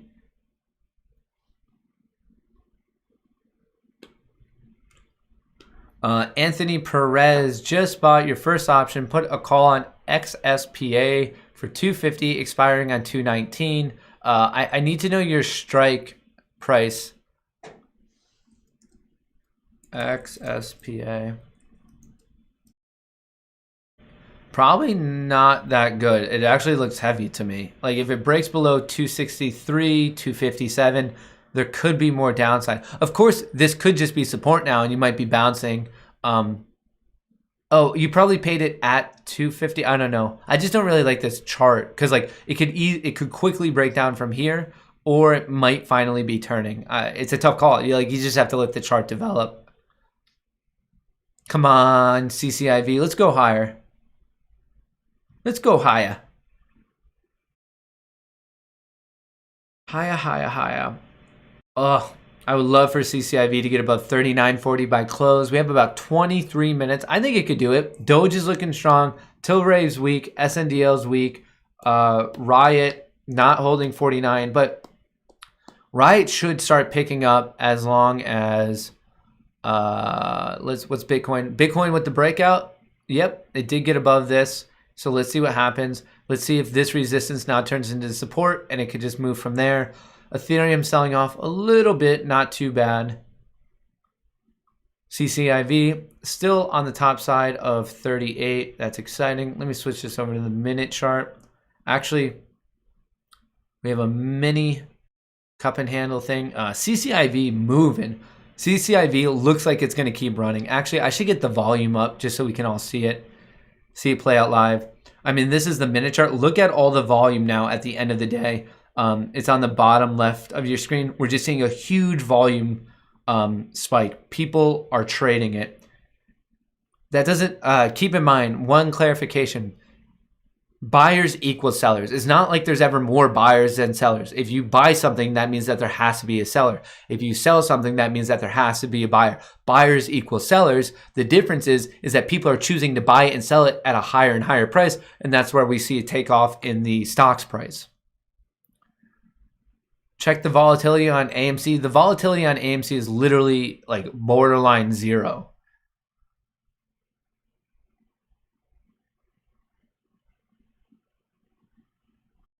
I bought calls on Robinhood, but don't get how it figures out profit if I'm taking profit, how to fill the form when selling.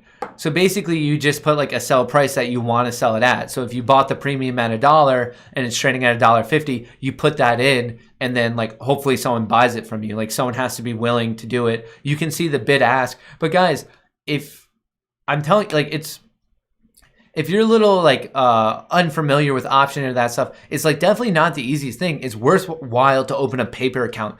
Don't put real money on the line. That's crazy. Options are super high risk to reward. Open a paper account on whatever, like any of these trading services. They let you pay with fake money, and you can better understand how it like functions. Save like you might get lucky, of course, but like save yourself a little like stress and headache.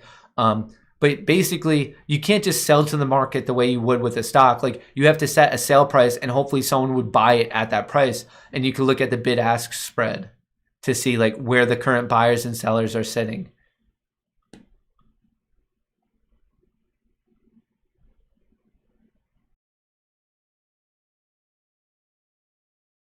Doge bought a NASCAR? That's the news? Seriously? This is... No fucking way. That's hilarious.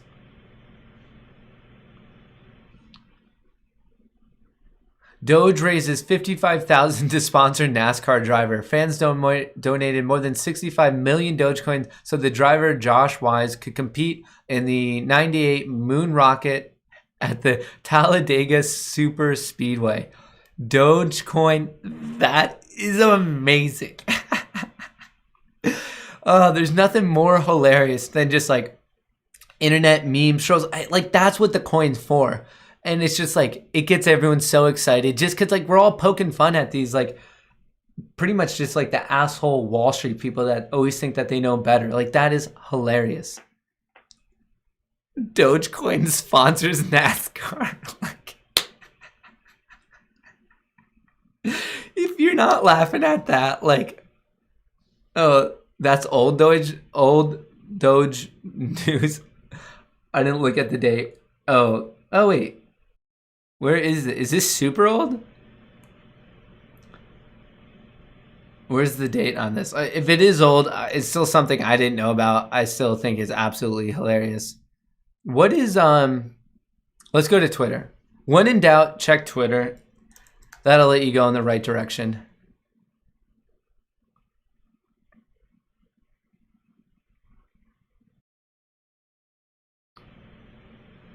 The stock shop. Doge Army, don't worry. Whoever this David guy is. All right, so it turns out it might be old news, but it's still like, you gotta love it.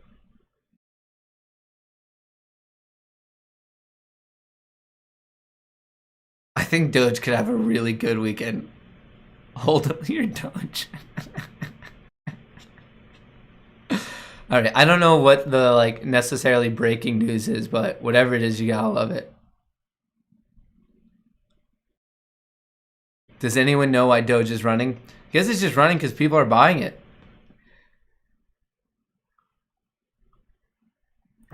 Look at this, just exploding up. The next resistance comes at 742. Right now it's at 73.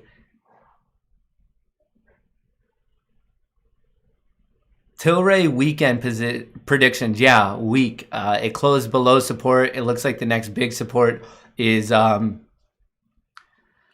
I don't know, the low 20s. We'll do a full breakdown of all of these. Tilray, SNDL, Tesla Neo, Penn, DraftKings, SPC, CCIV, RIOT, Bitcoin, Ethereum, all of them. We're going to be talking about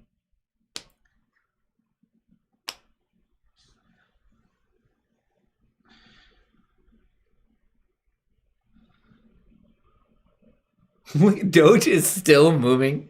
All right, we have 15 minutes. CCIV is still on fire. New high for CCIV. That's awesome.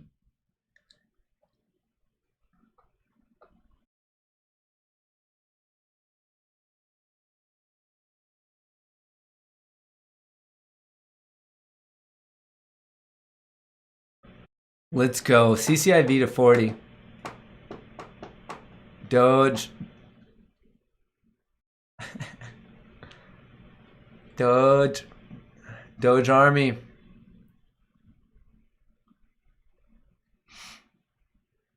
Let's keep going.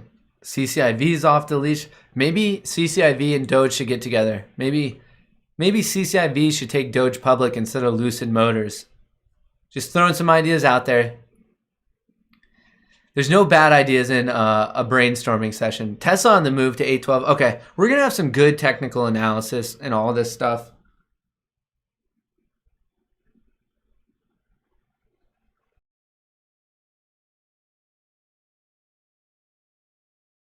You know who doesn't buy Doge? Greg. Fucking Greg.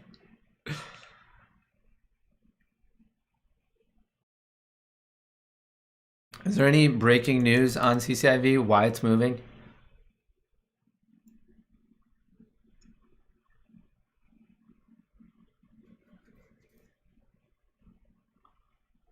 So it's just on the hopes, nearing a deal to acquire.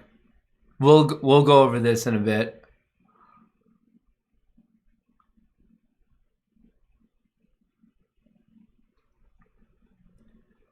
I'm telling you, maybe they should acquire 39, guys. If we hit 40 by the end of the day for CCIV, we gotta go bonkers. Like, I don't know why I'm not making money. Finally, I'm up 39%. Like, good. The market gods recognize I made a solid play. But let's go to 40. Come on, guys. Let's get ready. Let's drop some, guys, let's go. Let's get people in here. Let's drop some likes. We're at 1,400. Let's get to 2.5. Let's support CCIV. We got to go bonkers. Doge is moving. If you haven't already, drop a like. Guys, if you're brand new, don't forget to subscribe. Join up with the Moon Gang. These antics happen day in and day out. We're going. It's going to be a big support for CCIV to hit $40, for Doge to hit 742. Let's get going. New Bitcoin.com article about Elon and the secret $1 billion Doge wallet going viral. That's awesome. Tilray makes me quite sad, bud. How's the CCIV option looking? We are in the money. 10Ds for all. CCIV is looking amazing right now. Tilray's getting smacked. Tilray might be heading to the low 28s right now for the weekend. Not good. But hey, at least we have excitement for CCIV and Doge. Let's go. Let's go.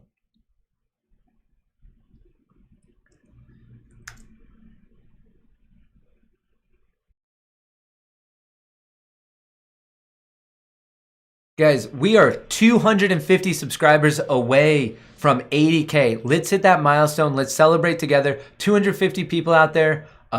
If you haven't subscribed yet and you like this stock market content, we do this day in and day out. Quickly hit that subscribe button. Turn on your notifications. We're 250 away. We can do it. The way CCIV can hit 40. The way, hey, maybe even Neo's about to turn around. Dogecoin is looking strong. Let's go. Nick forgot he had Doge. Guys, we're Space Apes in this together. Let's get excited. 12 minutes. This can get pushed. Let's go. Let's end Friday on a solid note. Let's head into Tuesday. Don't forget, market close on Monday.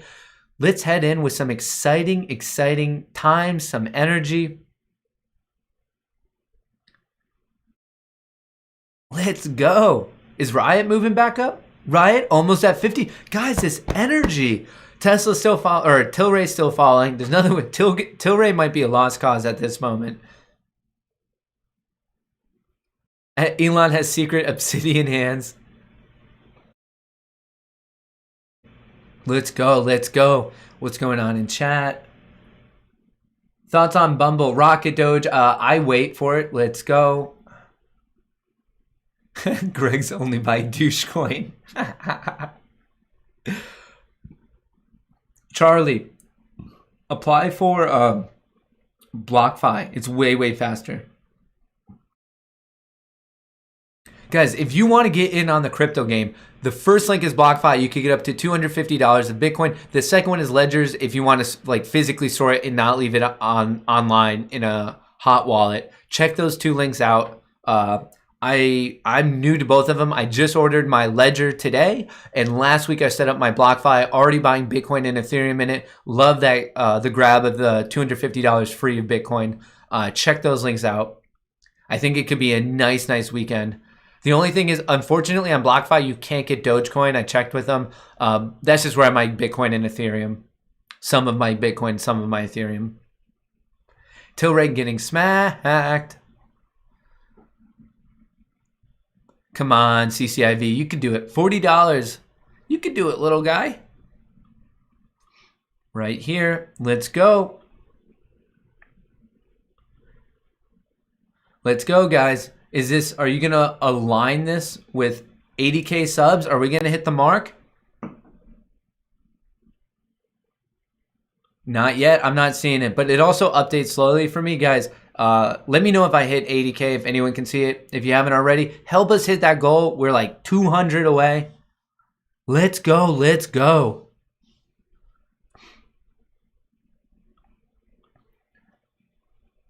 If CCIV doesn't hit $40, you have no one to blame but yourself. What's going on with CCIV? Ty Green, what's going on? CCIV is running like a madman, man. It's almost at $40. I'm almost in the money. I bought a $5 out of the money call. We're almost in the money. Ty Green breaking out that rake for new money. Ty, what is going on, brother? Good times, good times. SNDL back at $2. That's good. AMC doing nothing. GME, hey, it's at least holding above 50. Naked, I'm not the biggest fan of Naked.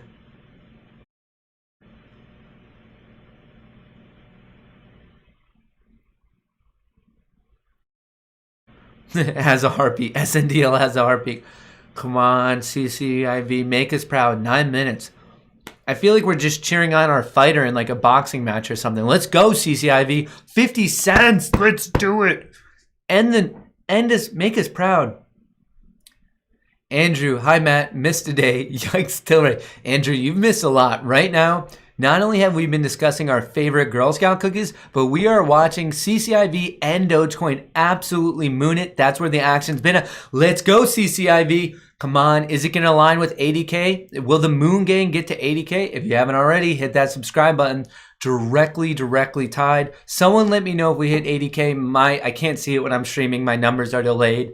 But if we're fortunate enough, let's go. Let's celebrate. Let's celebrate CCIV. It's $40. Let's go.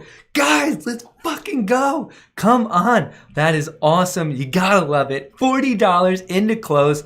I hope that it can hold. I hope it holds over the weekend. Everyone is getting stoked about the Lucid Motors acquisition.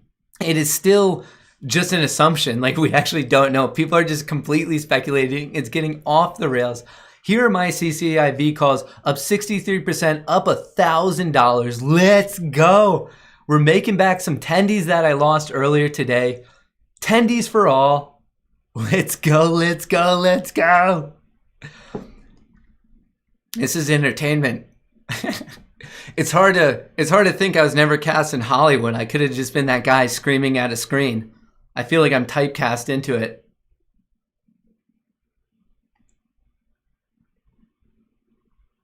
Waldo, you were close. You were so close to that break even. Let's go. Let's go. Let's hold 40.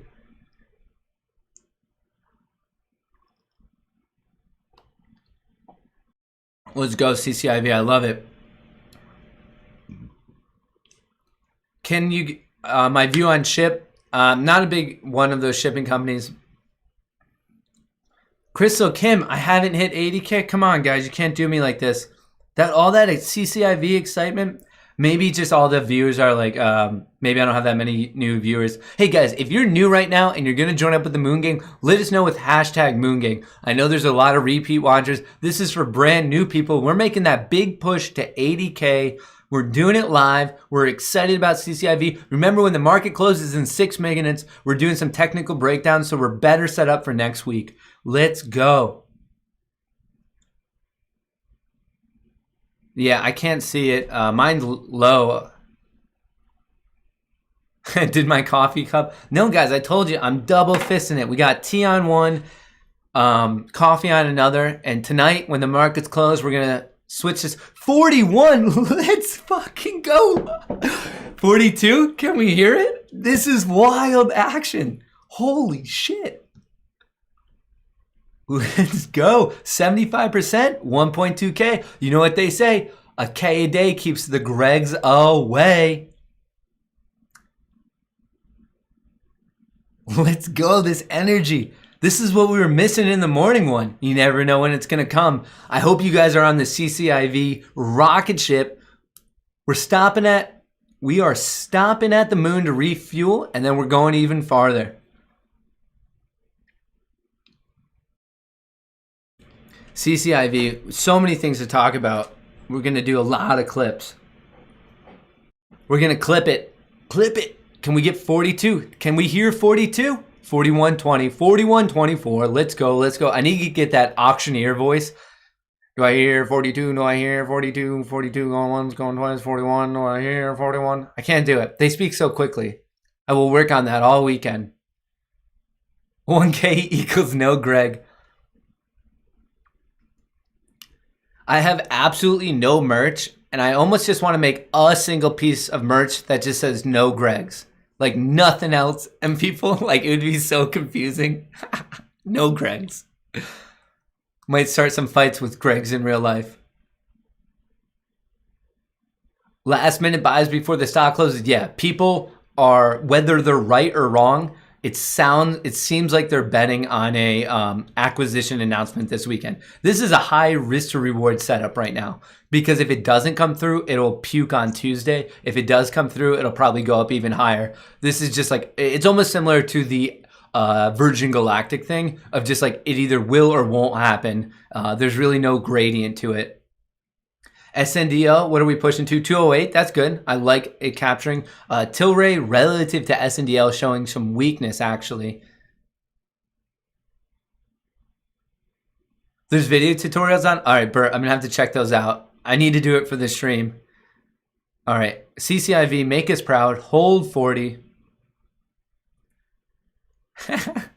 Curtis Biggs popping off. Can't...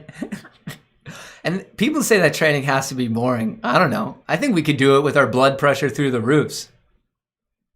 Like, why would we do it calm? Like, oh, this chart's moving. Let's have some fun. Let's have fun.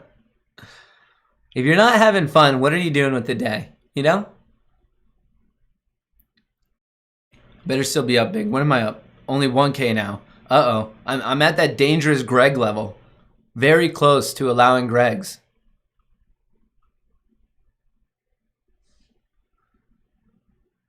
Let's go. Hold it, CCIV. Make us proud. 2.5 minutes. Exactly 2.5 minutes, guys. 2.5 minute alert. We are in the red zone. 2-minute warning. Is TLRY selling off, but like, let's switch this over to SNDL. It looks better. SNDL, someone's buying it. I don't know if Portnoy or something someone said something. Let's go. Let's go, Danley. That's so kind. Let's go, CCIV. We're pushing 41 again. CCIV is not messing around. It's snapping next, cash and checks.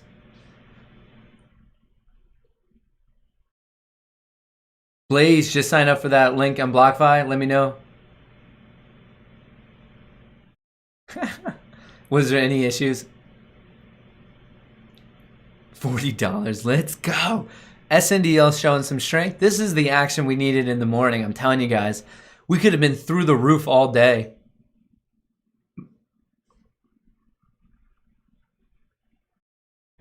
Oh, it just regained compliance. Oh, that's a big one. Okay. Depending on the exchange. So just so you guys know, to trade on like the NASDAQ, the New York Stock Exchange, you actually have to hit like a certain amount of prerequisites, like criteria. So generally when you hit that and you can get like upgraded from like a gray market OTC to one of those better markets, that's obviously like met with a bullish follow through. Cypher, I am holding. These are diamond hands, whatever. If I win or lose at this point, I just got to risk it all. Risk it for the biscuit. I'm not saying it's good trading, guys. You guys shouldn't take this as me being a good trader. I look for as like entertainment, someone to laugh at as they're trading poorly, really.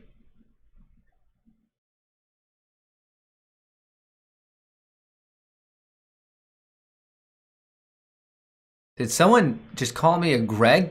Someone just commented, I'm banning you for that. That's offensive. I don't think you could have said anything more mean besides accusing me of being a Greg. Hidden, gone. I guillotined him myself. Even that right away.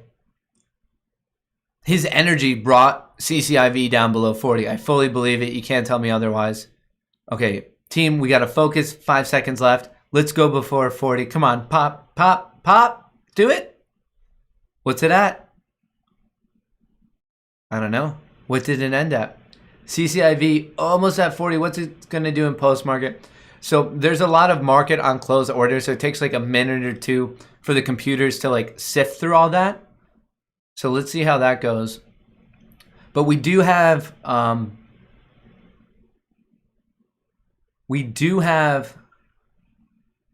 lot of things to go over. It's 4 p.m. The market is closed.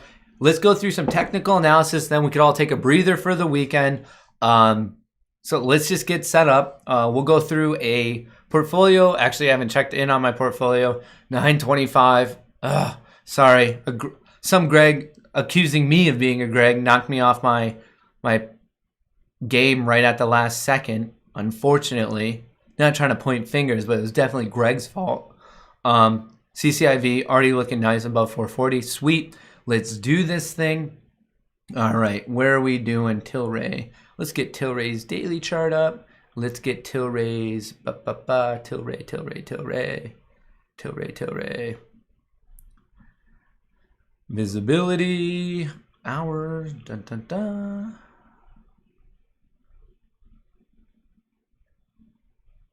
Alrighty then.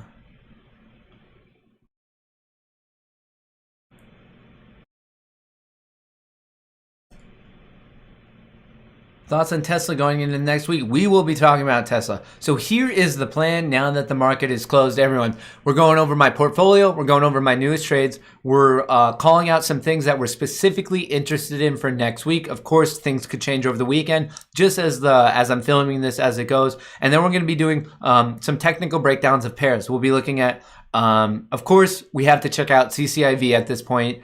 We'll go over that news for CCIV. We'll take a look at Virgin Galactic. We'll do those individually. Then we're going to take a look at SNDL TLRY, so stick around for that. Penn and DraftKings, Tesla and NEO, RIOT, BTC, Ethereum. We have so much to go over. I know it's going to be a bit, but hey, then we have a 3-day weekend. Market is going to be open again on Tuesday. So let's get all the important stuff out of the way. Let's go. I'm ready. In the meantime, we did not hit 80K subs, but that's all right. I know I'm going to knock your socks off with some technical analysis to the point that you just have to, you're going to get sucked into this community. It's just a matter of fact. All right, let's get ready. Time to pop a bottle.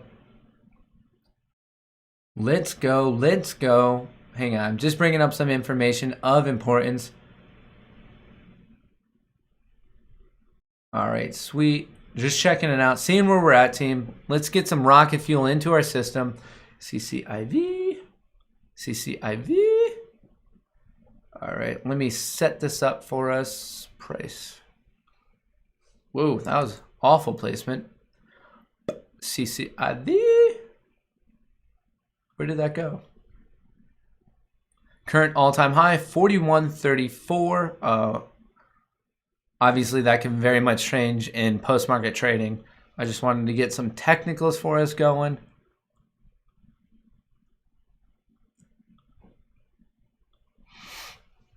All right. Sweet.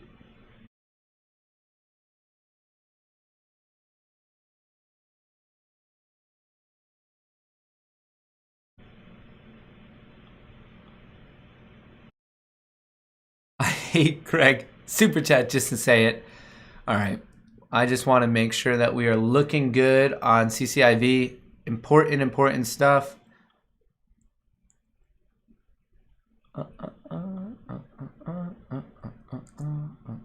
Reload. Just stick with me for a hot sec. Just getting the charts all nice and pretty for you. We're already up in after hours. Look at that. Look at this excitement. We're trading at what now? 41.17.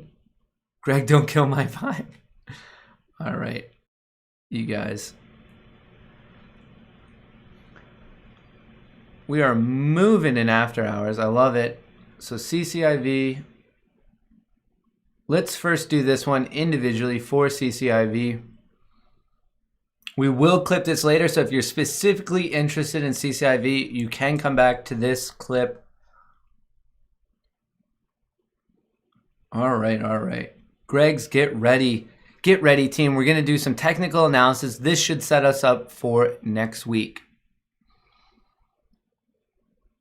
Where is it?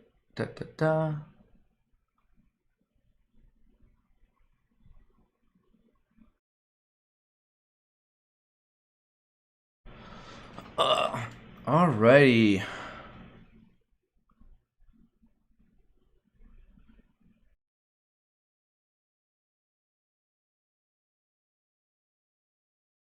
Shadowscape, that's hilarious. Okay.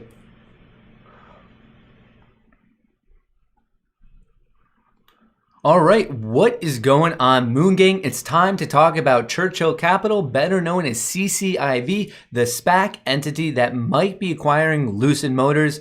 Just hit a new all-time high today. Today alone, it gained 27%.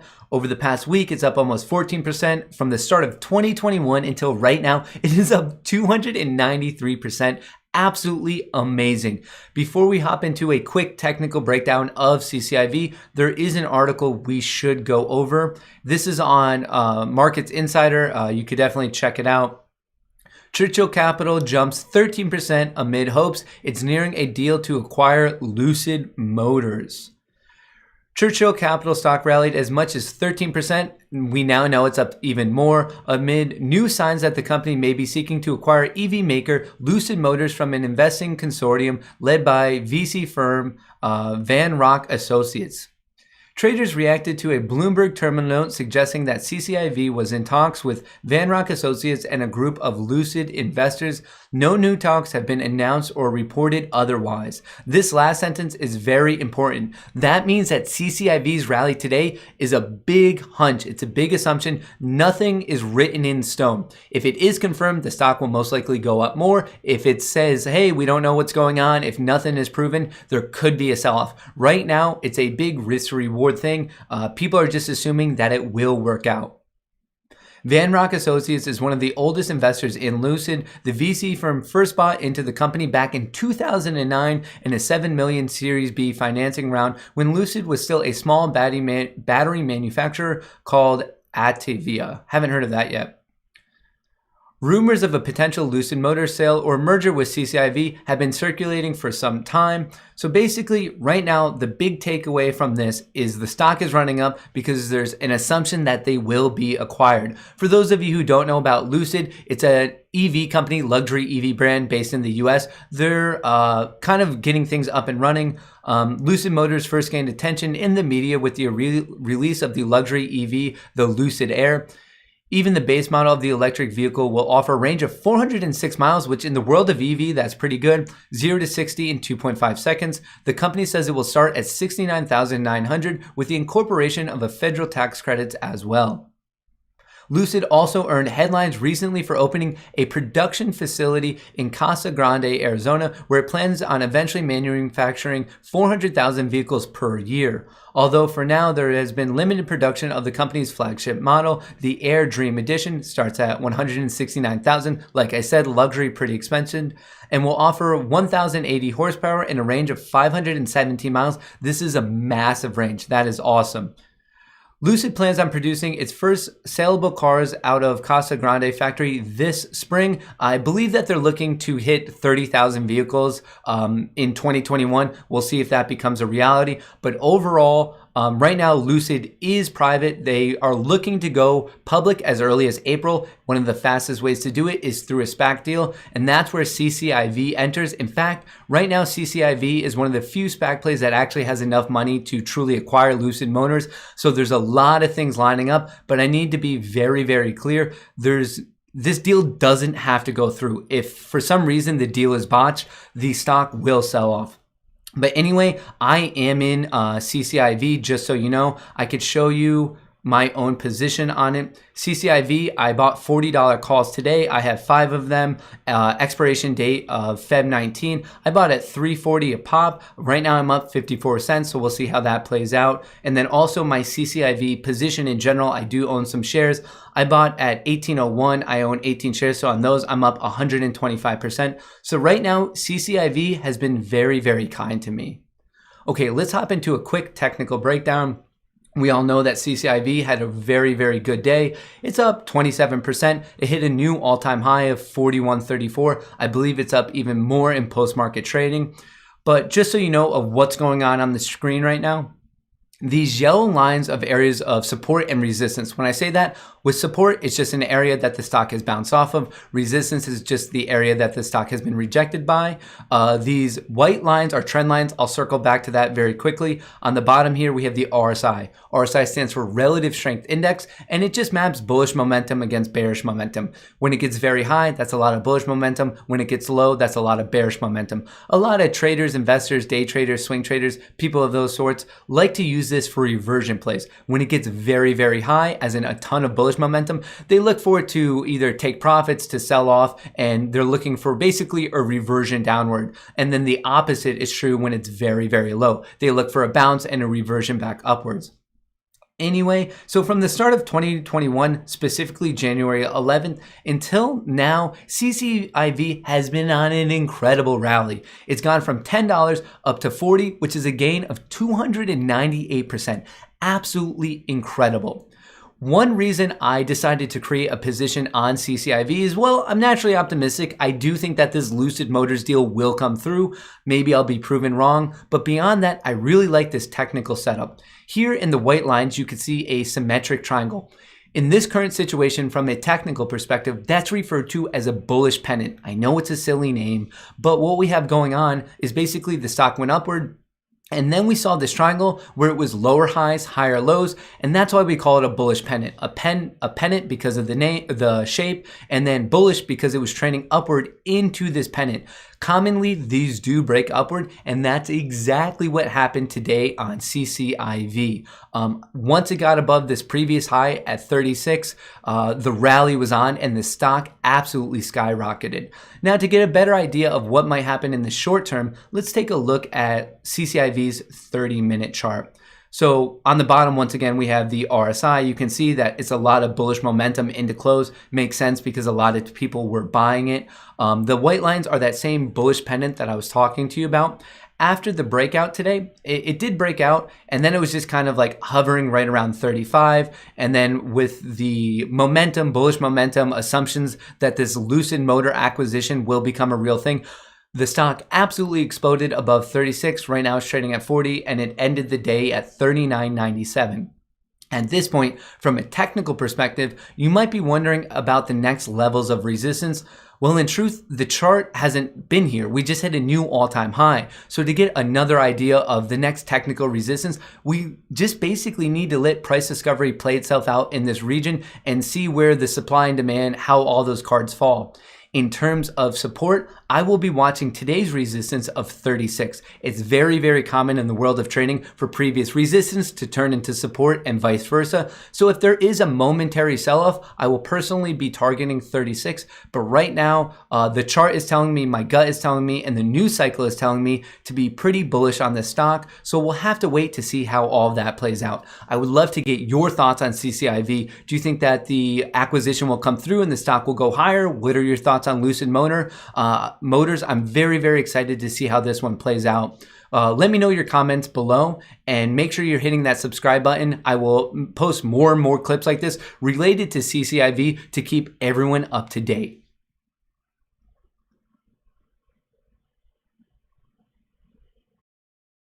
All right, let me know if there's any questions. Once again, I can answer them. Actually, what I'll do is maybe block them, like I'll answer all your questions in one big block. While we're doing this, while those are coming through, I will be happy to do a quick market portfolio update for all you guys. I'm seeing some questions about SNDL and Naked. Here is my public portfolio. Today is Friday, February 12th. The market has closed for the day, for the week. We are heading into a 3-day weekend. Don't forget that the market will be closed on Monday for President's Day, so next week is a shortened week. Today, I took a big haircut, mainly because of SPCE and also because of TLRY. The account is down 2K today, but I did make some new positions. My first one is CCIV, $40 strike price call. I bought 5 of them at $3.40 a pop. I'm up 54% on it. We're basically seeing, waiting to see if the acquisition deal becomes a real thing with Lucid Motors. From a technical perspective, I really like what was going on with NEO, so I bought 67 strike ones. Strike price, I bought 8 of them at $1.85. Right now, I'm down 26%, but after I go through the full portfolio, I'll explain what I was seeing in NEO and why I made that decision. RIOT, this is me just banking on the fact that Bitcoin and really crypto as a whole will go higher and higher. $55 strike price. I have 2 of them. Expiration date is a little bit farther out. I want to give some time for this play to develop. February 26th. I'm in at 750. Right now, I'm pretty much scratch on the trade, but this one will play out in my favor as long as the crypto sector continues to go higher and higher. And I think there's a pretty good chance of that happening over the weekend. And then this is the same one from yesterday, SPCE, $75 calls. I have 4 of them. I paid $4 for per premium, which is 400. Don't forget that options are leveraged at a rate of 100 to 1. Right now I'm down 51%, which is pretty brutal. But honestly, I still am kind of a fan of the chart. Let me explain what was going on. Actually, where was that? Right here. The reason SPCE sold off so much was because of this flight test update. We have been progressing through our pre-flight preparations, and during the process, we have decided to allow more time for technical checks. We are working to identify the next flight opportunity. So I'm assuming when it is announced, the stock will bounce back. But basically, I was on the wrong end of a fundamental announcement. There was supposed to be a big test flight this weekend, actually tomorrow, February 13th. It just didn't happen, and I paid the price for it. I do at least still have some time on these calls, so let's hope that it bounces back sooner rather than later, or I'm going to take a massive haircut. If you guys watched yesterday's portfolio update video, you know that I had TLRY put options. I completely messed that up. I should have sold them right when the market opened today. I gave it too much time to play out. I broke my own trading rules and I paid the price. Other than that, I still have all the same stocks: AMC, Apple, BABA, CCIV, DraftKings, FuelCell, GameStop, Palantir, and Workhorse. And on top of that, the currencies I have in my public portfolio are Doge. Just so you know, I bought in at an average price of 0.0385, so I'm up 86%. Right now, Doge is in the middle of moving, which is pretty exciting. And other than that, I have Ethereum. I am at 1,332, so I'm up 39% on that. Just so you know, in my own private portfolio, I own more Ethereum and Bitcoin. But basically, Doge, Ethereum, and then RIOT is a way for me to play the crypto wave that I'm expecting will happen over the weekend. For the upcoming week, please don't forget that the market will not be open on Monday, but the main ones I'll be interested in watching are, of course, these option plays. I want to see what goes on with CCIV. NEO's coming up at an interesting area that I'll cover in just a bit. RIOT should have a pretty nice return as long as crypto does well. And I also want to see what's going on with SPCE. On top of that, I want to know, of course, I'm always going to watch those meme stocks as long as people are still talking about them. That's the AMC, GME, and right now at this point, Dogecoin. Very excited to see what happens with any merger news with CCIV. Other than that, if there's any nice charts that we'll see, I'll make sure to post them somehow on social media, whether that's Twitter or Instagram over the weekend as I do more and more chart analysis. But the ones you see on the screen now will most likely be my big watches. Let me quickly go over to what I was seeing in NEO. That should be right here. So NEO, I was looking for this nice trend line breakout. I thought it was reaffirming it today, and that's when I entered in my position. So just so you know, from a NEO perspective, I will mainly be watching this support area of 54, 55, but I'm looking for a nice turnaround, and my first resistance that I'll personally be watching will come at $64, just so you have a better idea of what's going on with NEO. But if you want to stay up to date with me, up to date with my public portfolio, make sure you're dropping a subscribe, join up with the Moon Gang, turn on your notifications so you don't miss any of those videos. We're doing daily updates, we're doing daily live streams and daily clips just so you can stay in tune with the Moon Gang community. I'm just seeing what CCIV is doing in post-market. NEO still below 60. So CCIV ended up hitting, that was actually a very nice 42.33. That's crazy. I think CCIV could keep going. Interestingly, there's just so much hype going into it. All right, what do you guys want to talk about next?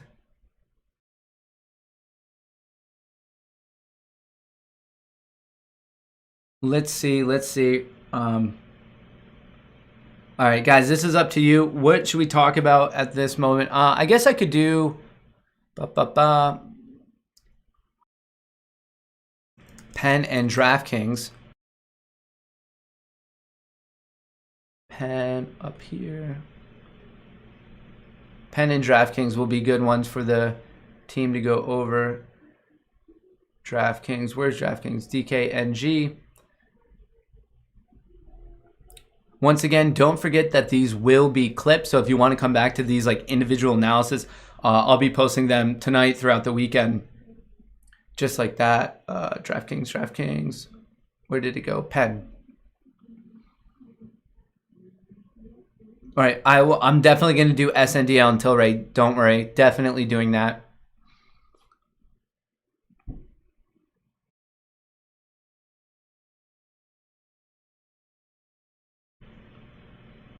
All right, let's do Penn and DraftKings really quick.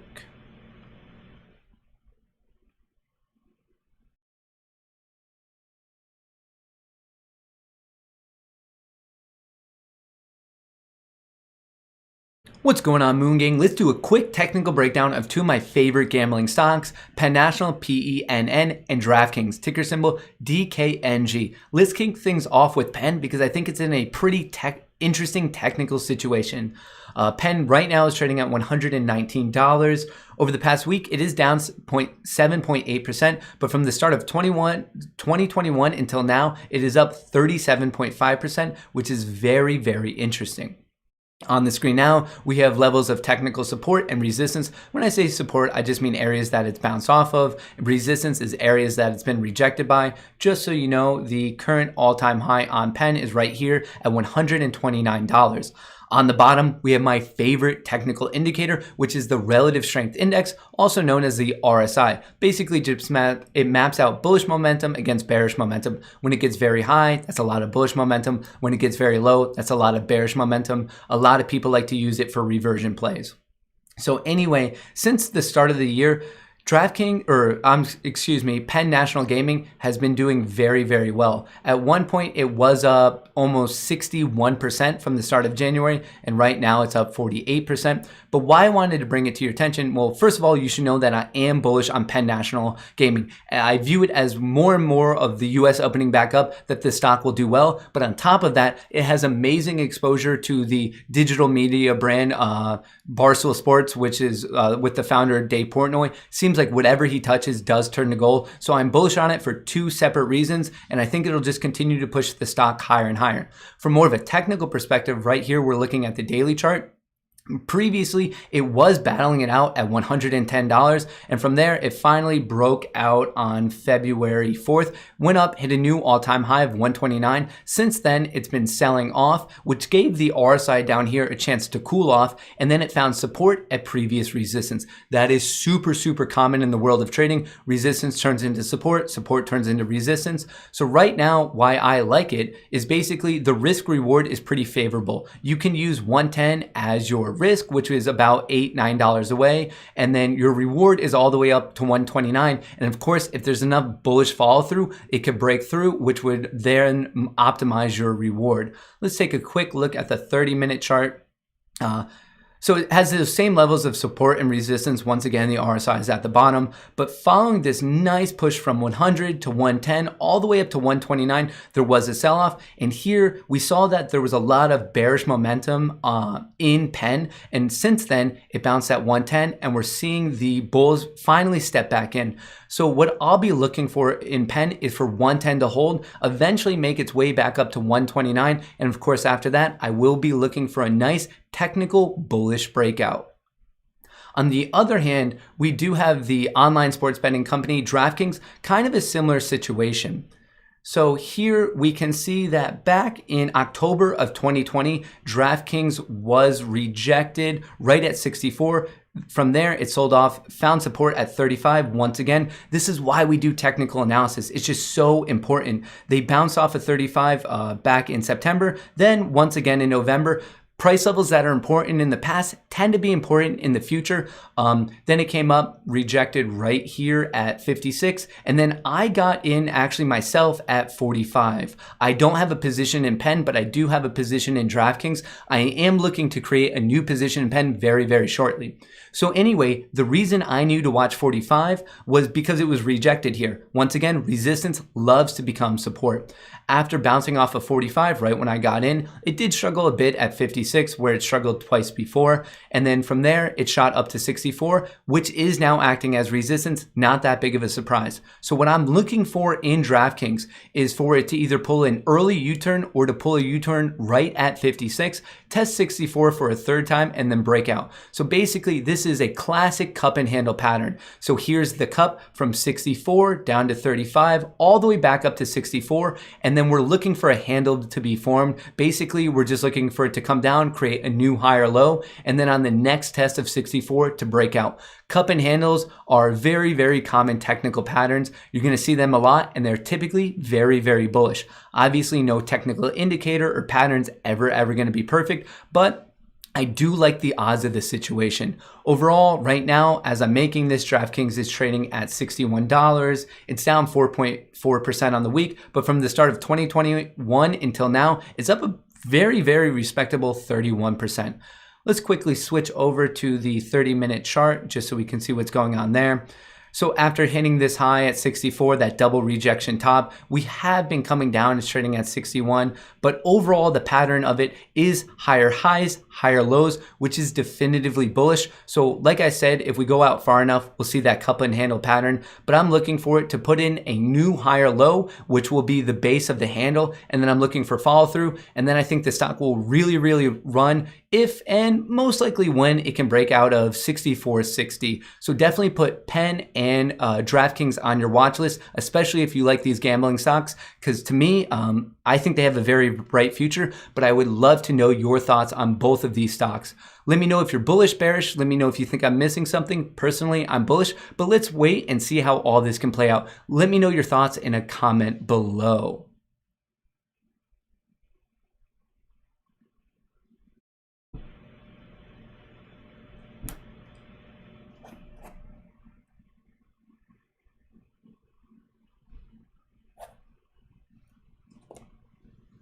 All right, any questions on that?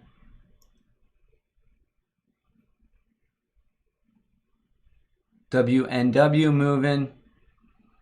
All right, let's go into, I know there was quite a bit of excitement for, let's do TLRY and SNDL. We can make them kind of quick, like not too much to go over. I think that the 30-minute chart is better for them just because they've both been moving more recently. We don't really need a full daily breakdown. So let's go TLRY and SNDL. Let's start off with TLRY.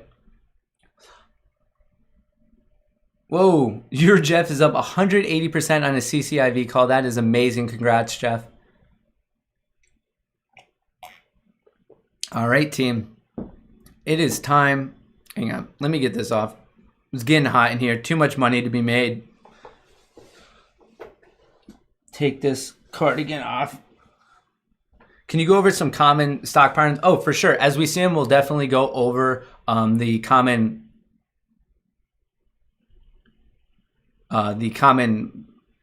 stock patterns as they come up. But the main thing right now is just that cup and handle we saw in DraftKings. But let's go into more, guys. Let's do more and more technical analysis. Get us ready for the weekend.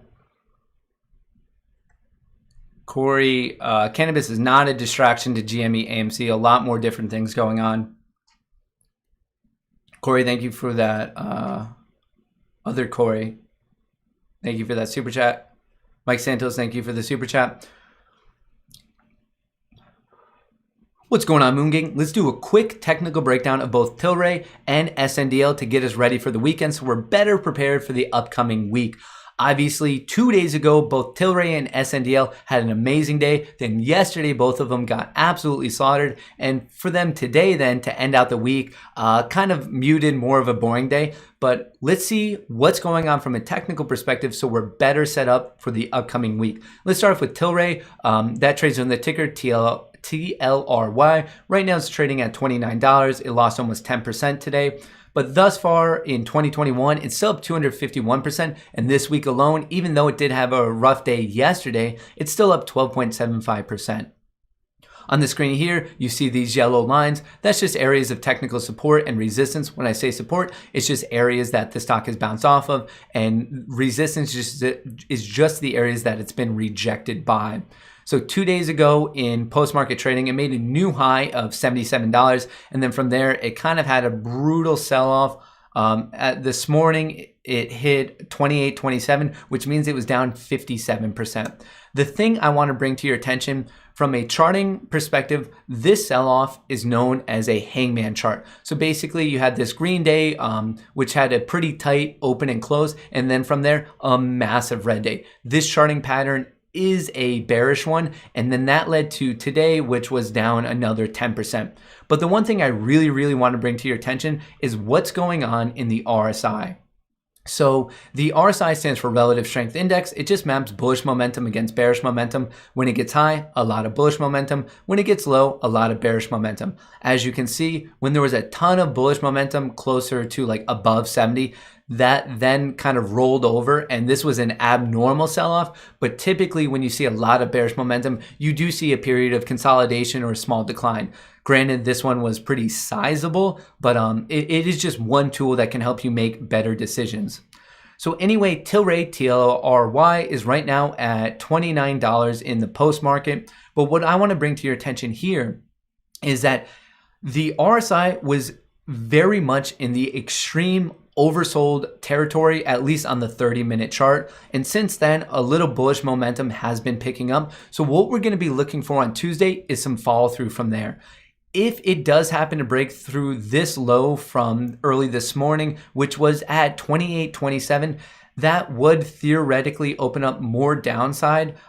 You could look at this previous resistance to turn to support, which is around 28, so not much more. But the main area I would personally recommend watching would be around that $24 to $22 area. I think support will be found in there. Technically, before there was support and resistance. So I'm hoping that if things do get that bad, which I'm not saying that they have to, I'm hoping that more buyers are stepping in there.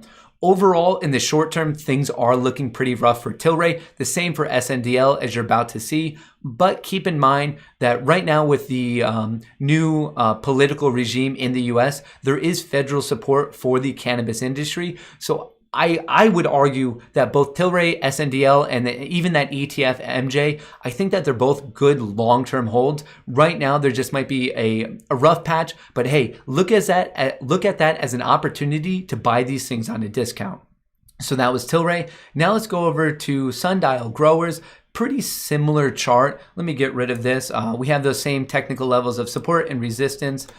We also have the RSI on the bottom. So once again, this one made a nice pre-market high of $4.86. Since then, the low this morning was a drop of 63%, which is definitely brutal. Once again, charting perspective, we have that same hangman chart. This one is a little bit different in its technicals though, just because So it's up 84% on the week still, which is absolutely phenomenal. From the start of 2021 until now, it's up 340%. So keep in mind that these things are still up a massive, massive percentage. What I like a bit more about SNDL relative to TLRY is the fact that today it found a nice support at that key psychological level of $2 and it managed to close above that. So TLRY was actually showing weakness into the close while SNDL wasn't. Whatever happens on Tuesday, make sure you're watching this intraday low of 193 and 175. That's only if $2 breaks. You very, very much want SNDL to hold $2, create that new base and kind of pop from there. But below that, we do have a nice support at 193. It bounced there today. It bounced there 2 days ago. So clearly some bulls are stepping in right below $2. If we can make a nice new higher low off of those supports, I would look for a bounce. My first resistance I'm going to personally be watching would come at 220. That's where it found support yesterday. And don't forget, support loves to become resistance. And past that, my first target would be kind of actually the high twos, but you can also quickly screenshot this. These are the price levels that the stock market has been taking interest in for SNDL. Once again, both TLRY, SNDL, I am worried about them in the short term. There's been a lot of heavy selling, but in the long term, I do think that they'll be proven to be winners. Let me know your thoughts on both TLRY, SNDL in a comment below. If you want to stay up to date with the Moon Gang, these clips, and the live streams, make sure to hit the subscribe button and turn on your notifications.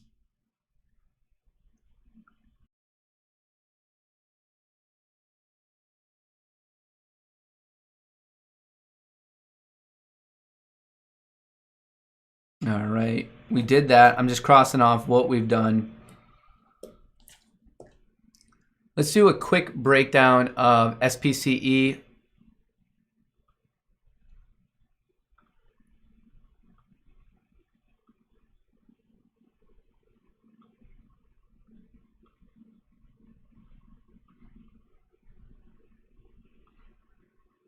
What's going on, chat? Any questions?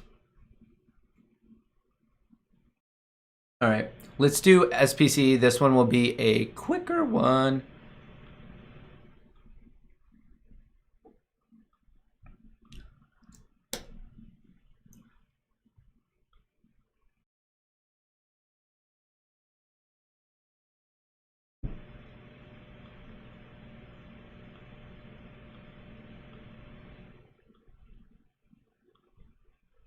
Let's clean this up, make it easier.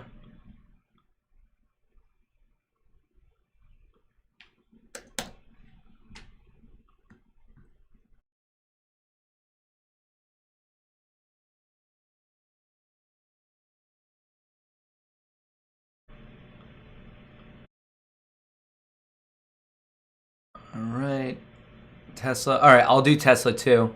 Let me do SPCE. I'm trying to think of everything we covered. We covered CCIV, TLRY, SNDL, Penn, DraftKings. I will do SPC, then we'll do a Tesla and Neo one. And then if everyone's still interested, we could do a Bitcoin one because that will obviously be trading over the weekend. All right, let's quickly go through this.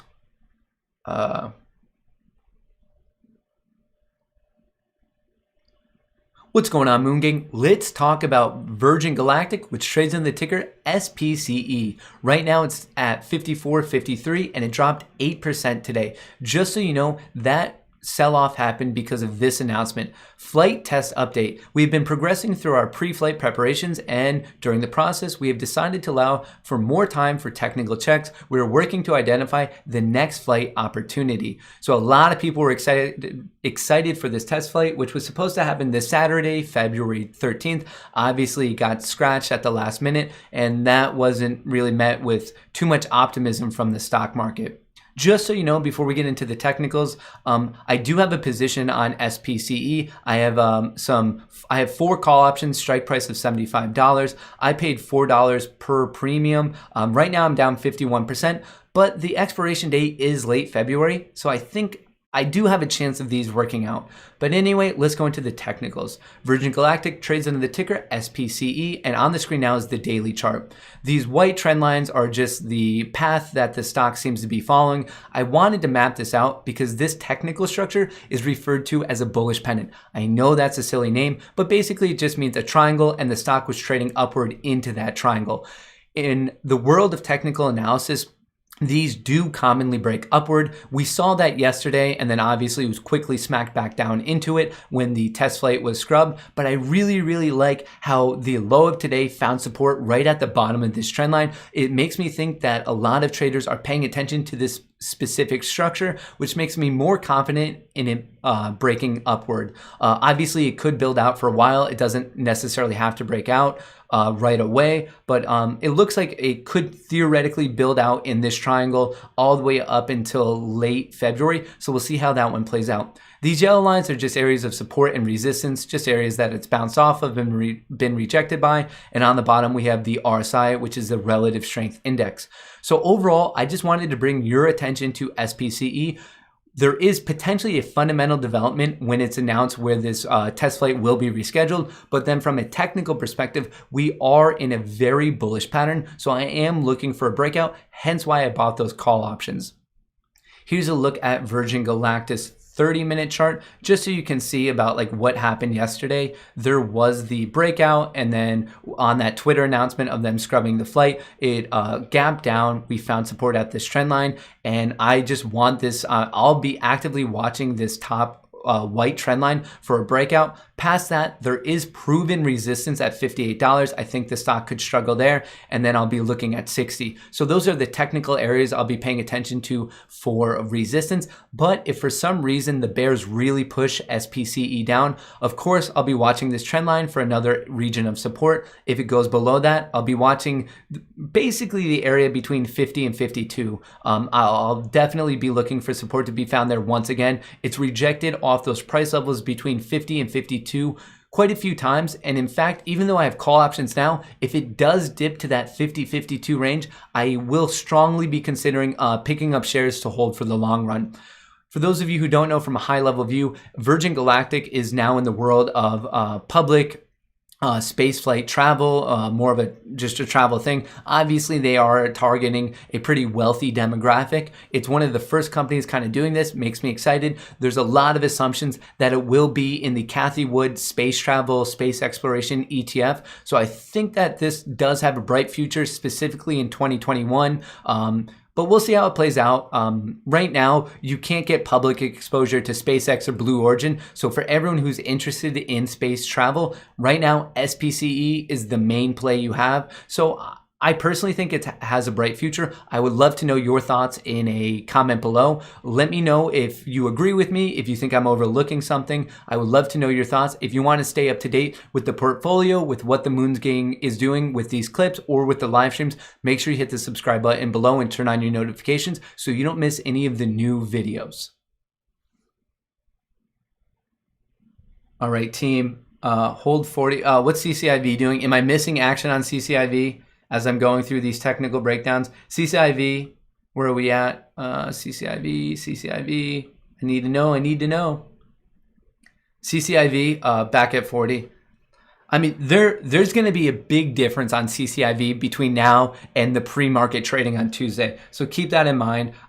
If anything, the higher it goes now, I think there's going to be a lot of excitement. Like the higher we end now, I think that'll prompt more excitement for the pre-market trading on Tuesday. All right, so we've gone through CCIV, SP, Penn, DraftKings, Tilray, SNDL. So what do you guys want me to do? Tesla and NEO, or do we want to go over some of the cryptos? Let me know. Especially you, Discord, let me know. Which ones do you want to see first? I mean, I'm going to do both, but like I just don't know if people are like rushed and having time issues. Keep me posted.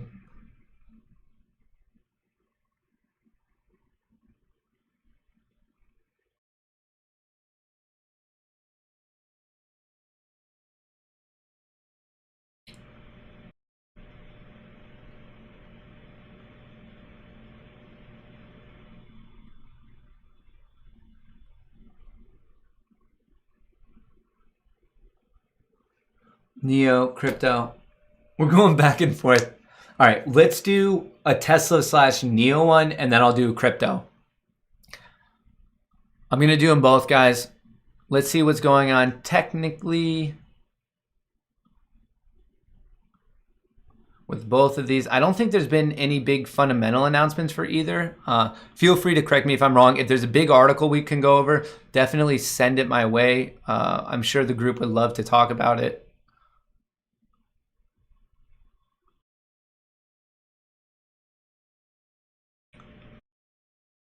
Yeah, the Cisco cat. Let's look at Neo and Tesla right now.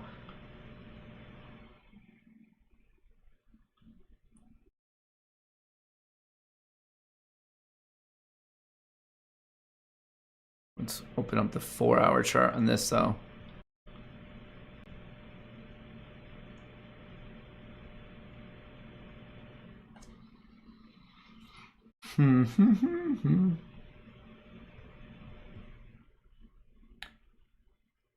Tesla, BNGO. All right, there's a lot. I'm going to do them all, guys. I'm not leaving you. We have,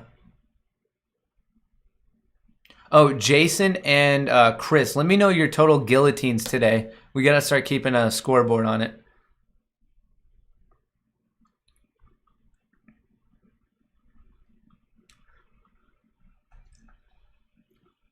What's going on, Moon Gang? It is time for a technical update on two of our favorite EV companies, of course, Tesla and Neo. Let's kick things off with Tesla. Trades under the ticker TSLA. Right now it's trading at $816, and it had a pretty interesting technical day. Thus far in 2021, the monster EV company Tesla is up 15.6%. This is the current technical situation with Tesla. Here's a look at its daily chart. Just so you know, these white lines are the trend lines that the stock appears to be following. The yellow lines are areas of support and resistance, just areas that the stock has bounced off of or been rejected by. And on the bottom, we have the RSI, which stands for Relative Strength Index, one of my favorite technical indicators. And depending on, it should be available to you on pretty much any charting software you use. So one of the last major relative highs for Tesla was at $500, and this came right after the company's 5-for-1 stock split. From there, it sold off, and then it went into this triangle, which is also known as a bullish pennant. These commonly break upwards, and this led to a double top rejection at 462. Then Tesla really wasn't doing much, and actually in mid-November, it was announced that Tesla would be put in the S&P 500. And this was awesome because it means a lot of fund managers who run portfolios that basically track the S&P 500 would be forced to buy Tesla. And in the world of stocks, finance, and the economy, don't forget about supply and demand. Basically, the supply, i.e. the amount of shares available of Tesla, was remaining constant, but the demand went through the roof because all of these fund managers were forced to buying it. From that announcement until its high at $900, Tesla rallied a very impressive 120%. And right now from that announcement, it's up exactly 100%. These percentage gains are absolutely massive for a company that's worth $783 billion. Not only is it the leading EV company, but it's the leading auto company in the entire world. Let's zoom in a bit to see what's been going on. So after this rally and failed breakout attempt, we hit 884. It came down and we had like another mini bullish pennant right here. You can see the lower highs, higher lows, classic pattern of consolidation that does typically lead to a bullish breakout. This time it was rejected right at the trend line, which was also that key psychological level of $900. From there, there was a pretty brutal sell-off that eventually found support at $781. And I'm bringing your attention to that price level because after this bounce up to 880, which is roughly where it was rejected back here on January 8th, we are now selling off, and it seems to once again have found support at 780. This is a very important support level because it's bounced there on 3 separate occasions. I really like how Tesla was able to recapture $800 today. Not only is that support from January 11th, but it's a massively important psychological level. If this bounce can follow through, I like how 780 was reaffirmed once again. And if we can get over 820, I feel pretty confident of Tesla at least tracking back up to testing 860 in the short to medium term, but just look for these levels to play out. Will it get above 820? Can it hold 800? And if it can't hold 800, can it hold 780? Below 780, and I'm in no way saying that this will happen, if the bears push it below that, I would recommend paying attention to this trend line, but the real area of technical support will come at 745. So these are all the price levels I'll be paying attention to for Tesla in the medium term. Please don't forget, I am a long-term bull on Tesla. I own many shares of Tesla at a price average of 400. I'm just pointing out what I'm going to see happening in the medium term, and to get an idea of what Tesla will do in the short term, let's take a look at its 4-hour chart. Here we can better see what's been going on. 884 led to 900. From there was a trend line breakdown, and we saw a flush all the way to 780. Then there was a double trend line rejection, both on Feb 2nd and Feb 8th, and that led to now 800 being tested. I'm very much looking for 800 to hold. Once again, not only is it a key psychological level that a lot of traders and investors have been paying attention to, but if we take a look at the RSI, don't forget that this maps bullish momentum against bearish momentum. When it's low, that's a lot of bearish momentum, and a lot of people look for reversion plays. So the fact that this is technical support, and on top of that, it looks like now more bullish momentum has been flowing into Tesla, and the reason I'm saying that is from here to here, 780 to 800, it looks like the buying has picked up, so that has me excited. I will be looking for a nice follow through to the 820 to 830 area. If it can get above that, I will then be paying attention to the 860, 868 area. Once again, this is what I'm looking for in Tesla in the short and medium term. Overall, I am a long-term bull on Tesla. I would love to know your thoughts on Tesla in a comment below. Let me know if you agree, if you completely disagree. I'm more than happy to have a conversation about it. If you want to stay up to date with these clips, the live streams, or the Moon Gang in general, make sure you're hitting the subscribe button, and don't forget to turn on your notifications so you don't miss any of the new videos.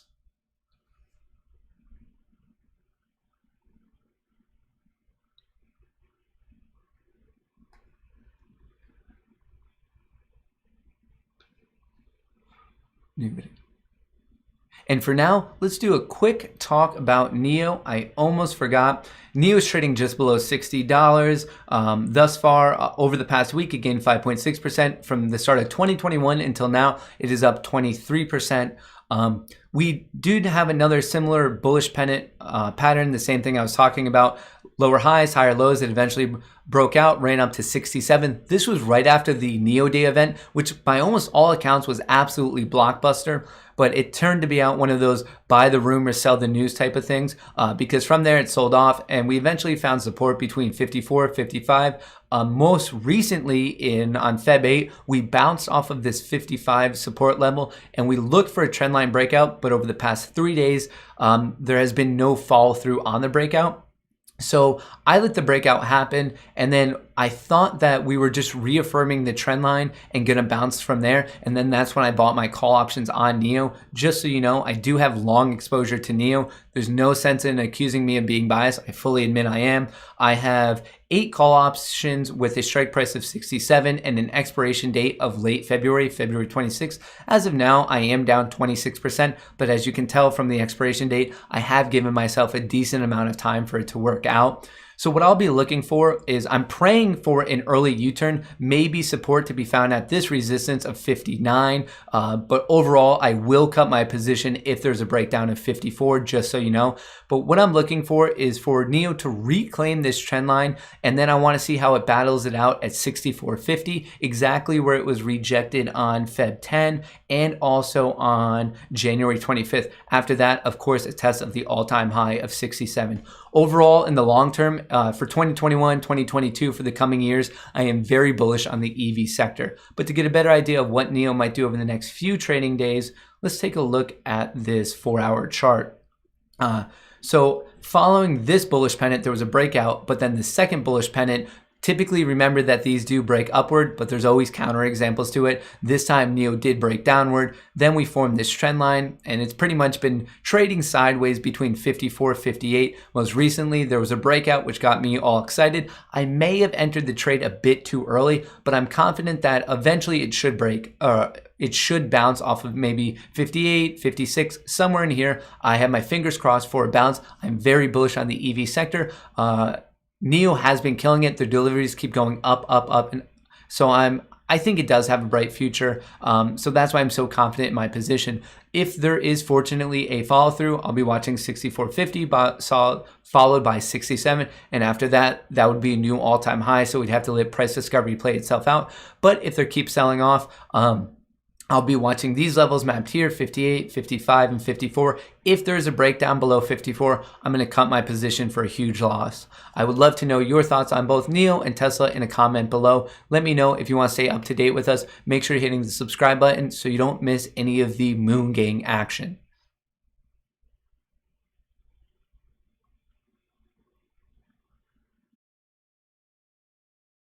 All right, now we went through EV team. These are all going to be clips that you can come back to.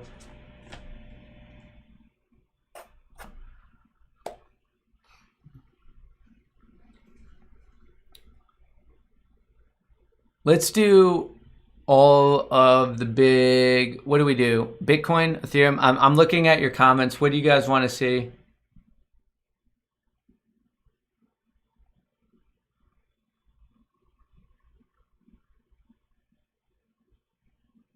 Fisker is back at it with an EV play. That's interesting. All right, where is where's RIOT? RIOT. Where are you?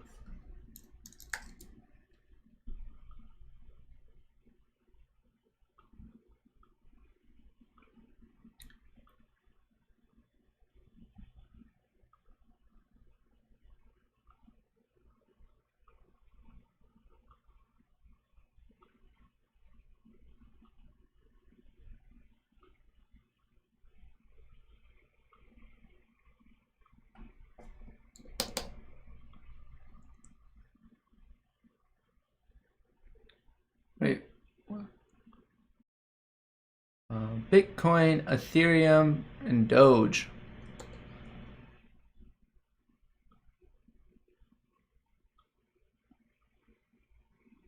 All right, let's do a technical breakdown of all these guys.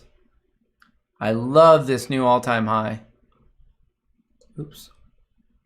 RIOT crushing it.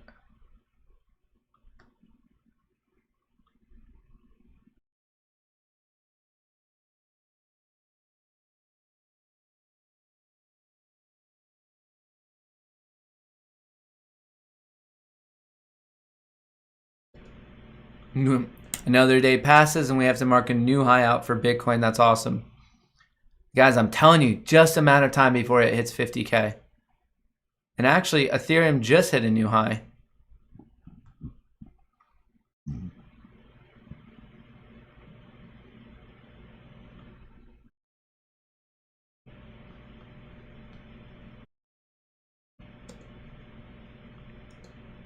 Let's do this, Moon Gang, Moon Gang. Let's get pumped. Crypto will be trading all weekend. Don't forget about it.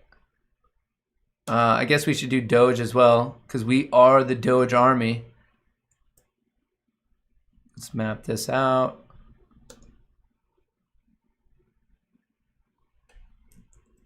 Look how perfectly it's been following this downtrend line. That's crazy. That's the main breakout we're looking for in Doge.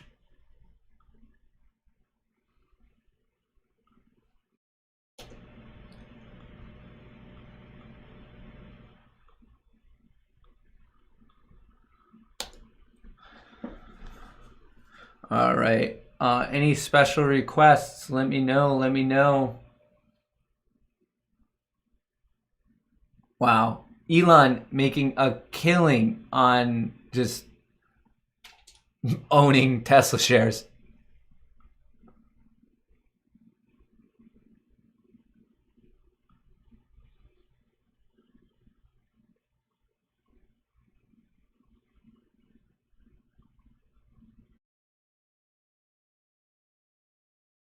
All right. Let's do this.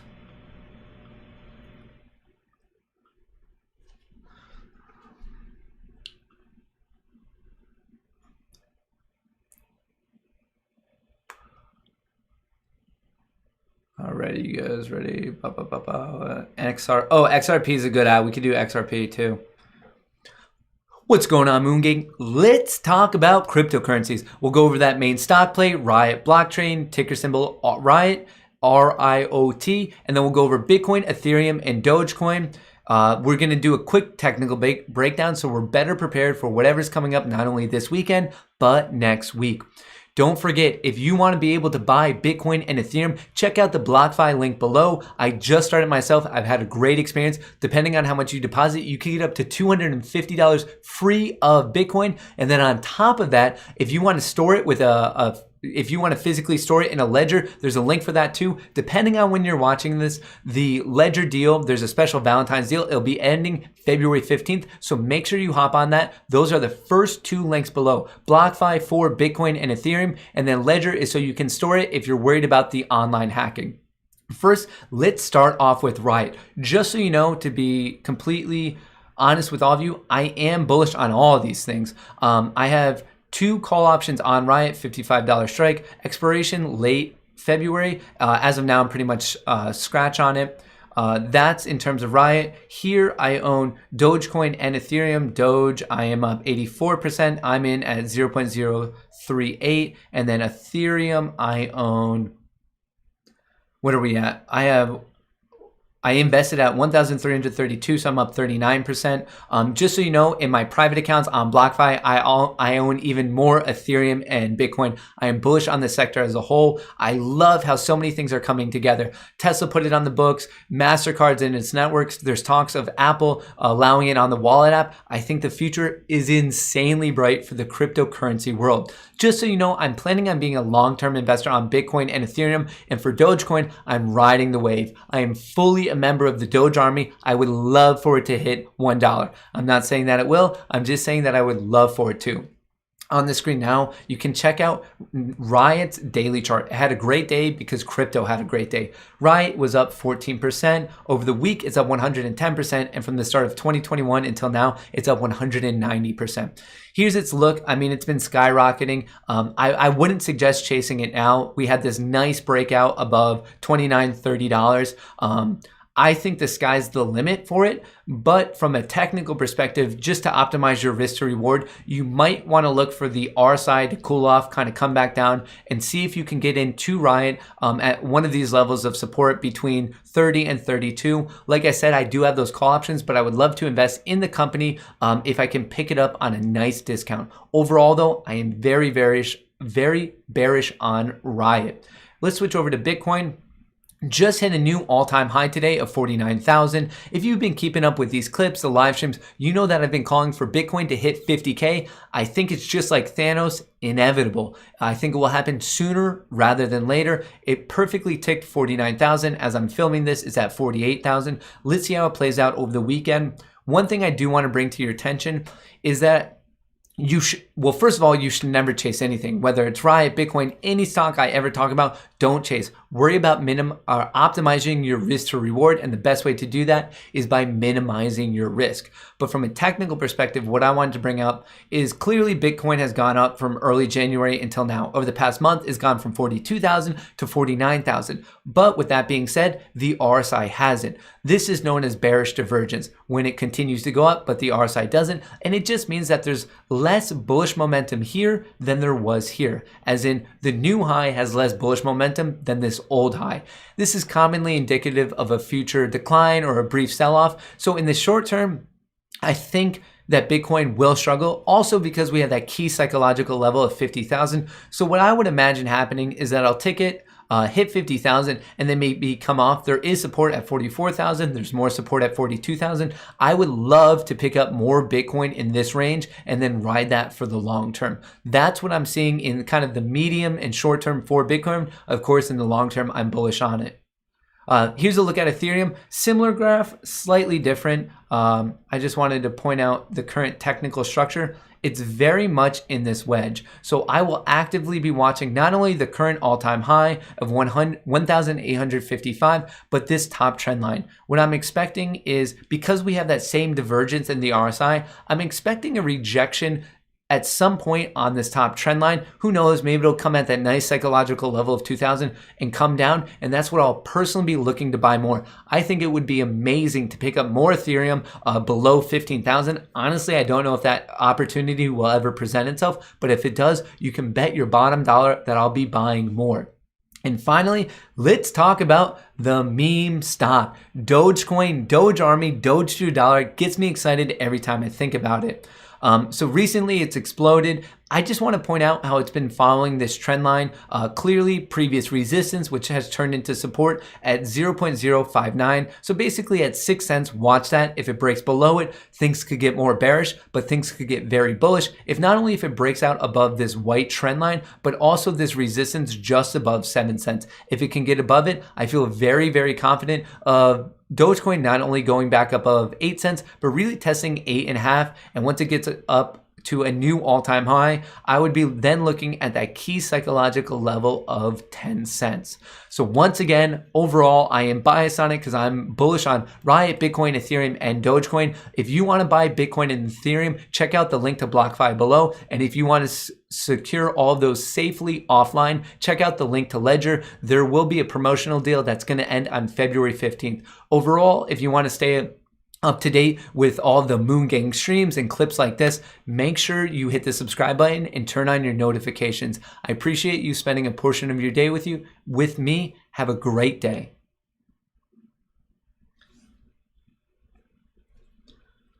All right, team, we've gone over RIOT, Bitcoin, Ethereum, Dogecoin. What else is there to go over? We've talked about so much. What are we doing, team? Discord, let me know. Shout it out. Nothing new, nothing really breaking. The stream's really falling off. We're going down to 2,000. But hey, it's all right. We're going through a bunch of stuff. All right, here's what I'm thinking, team.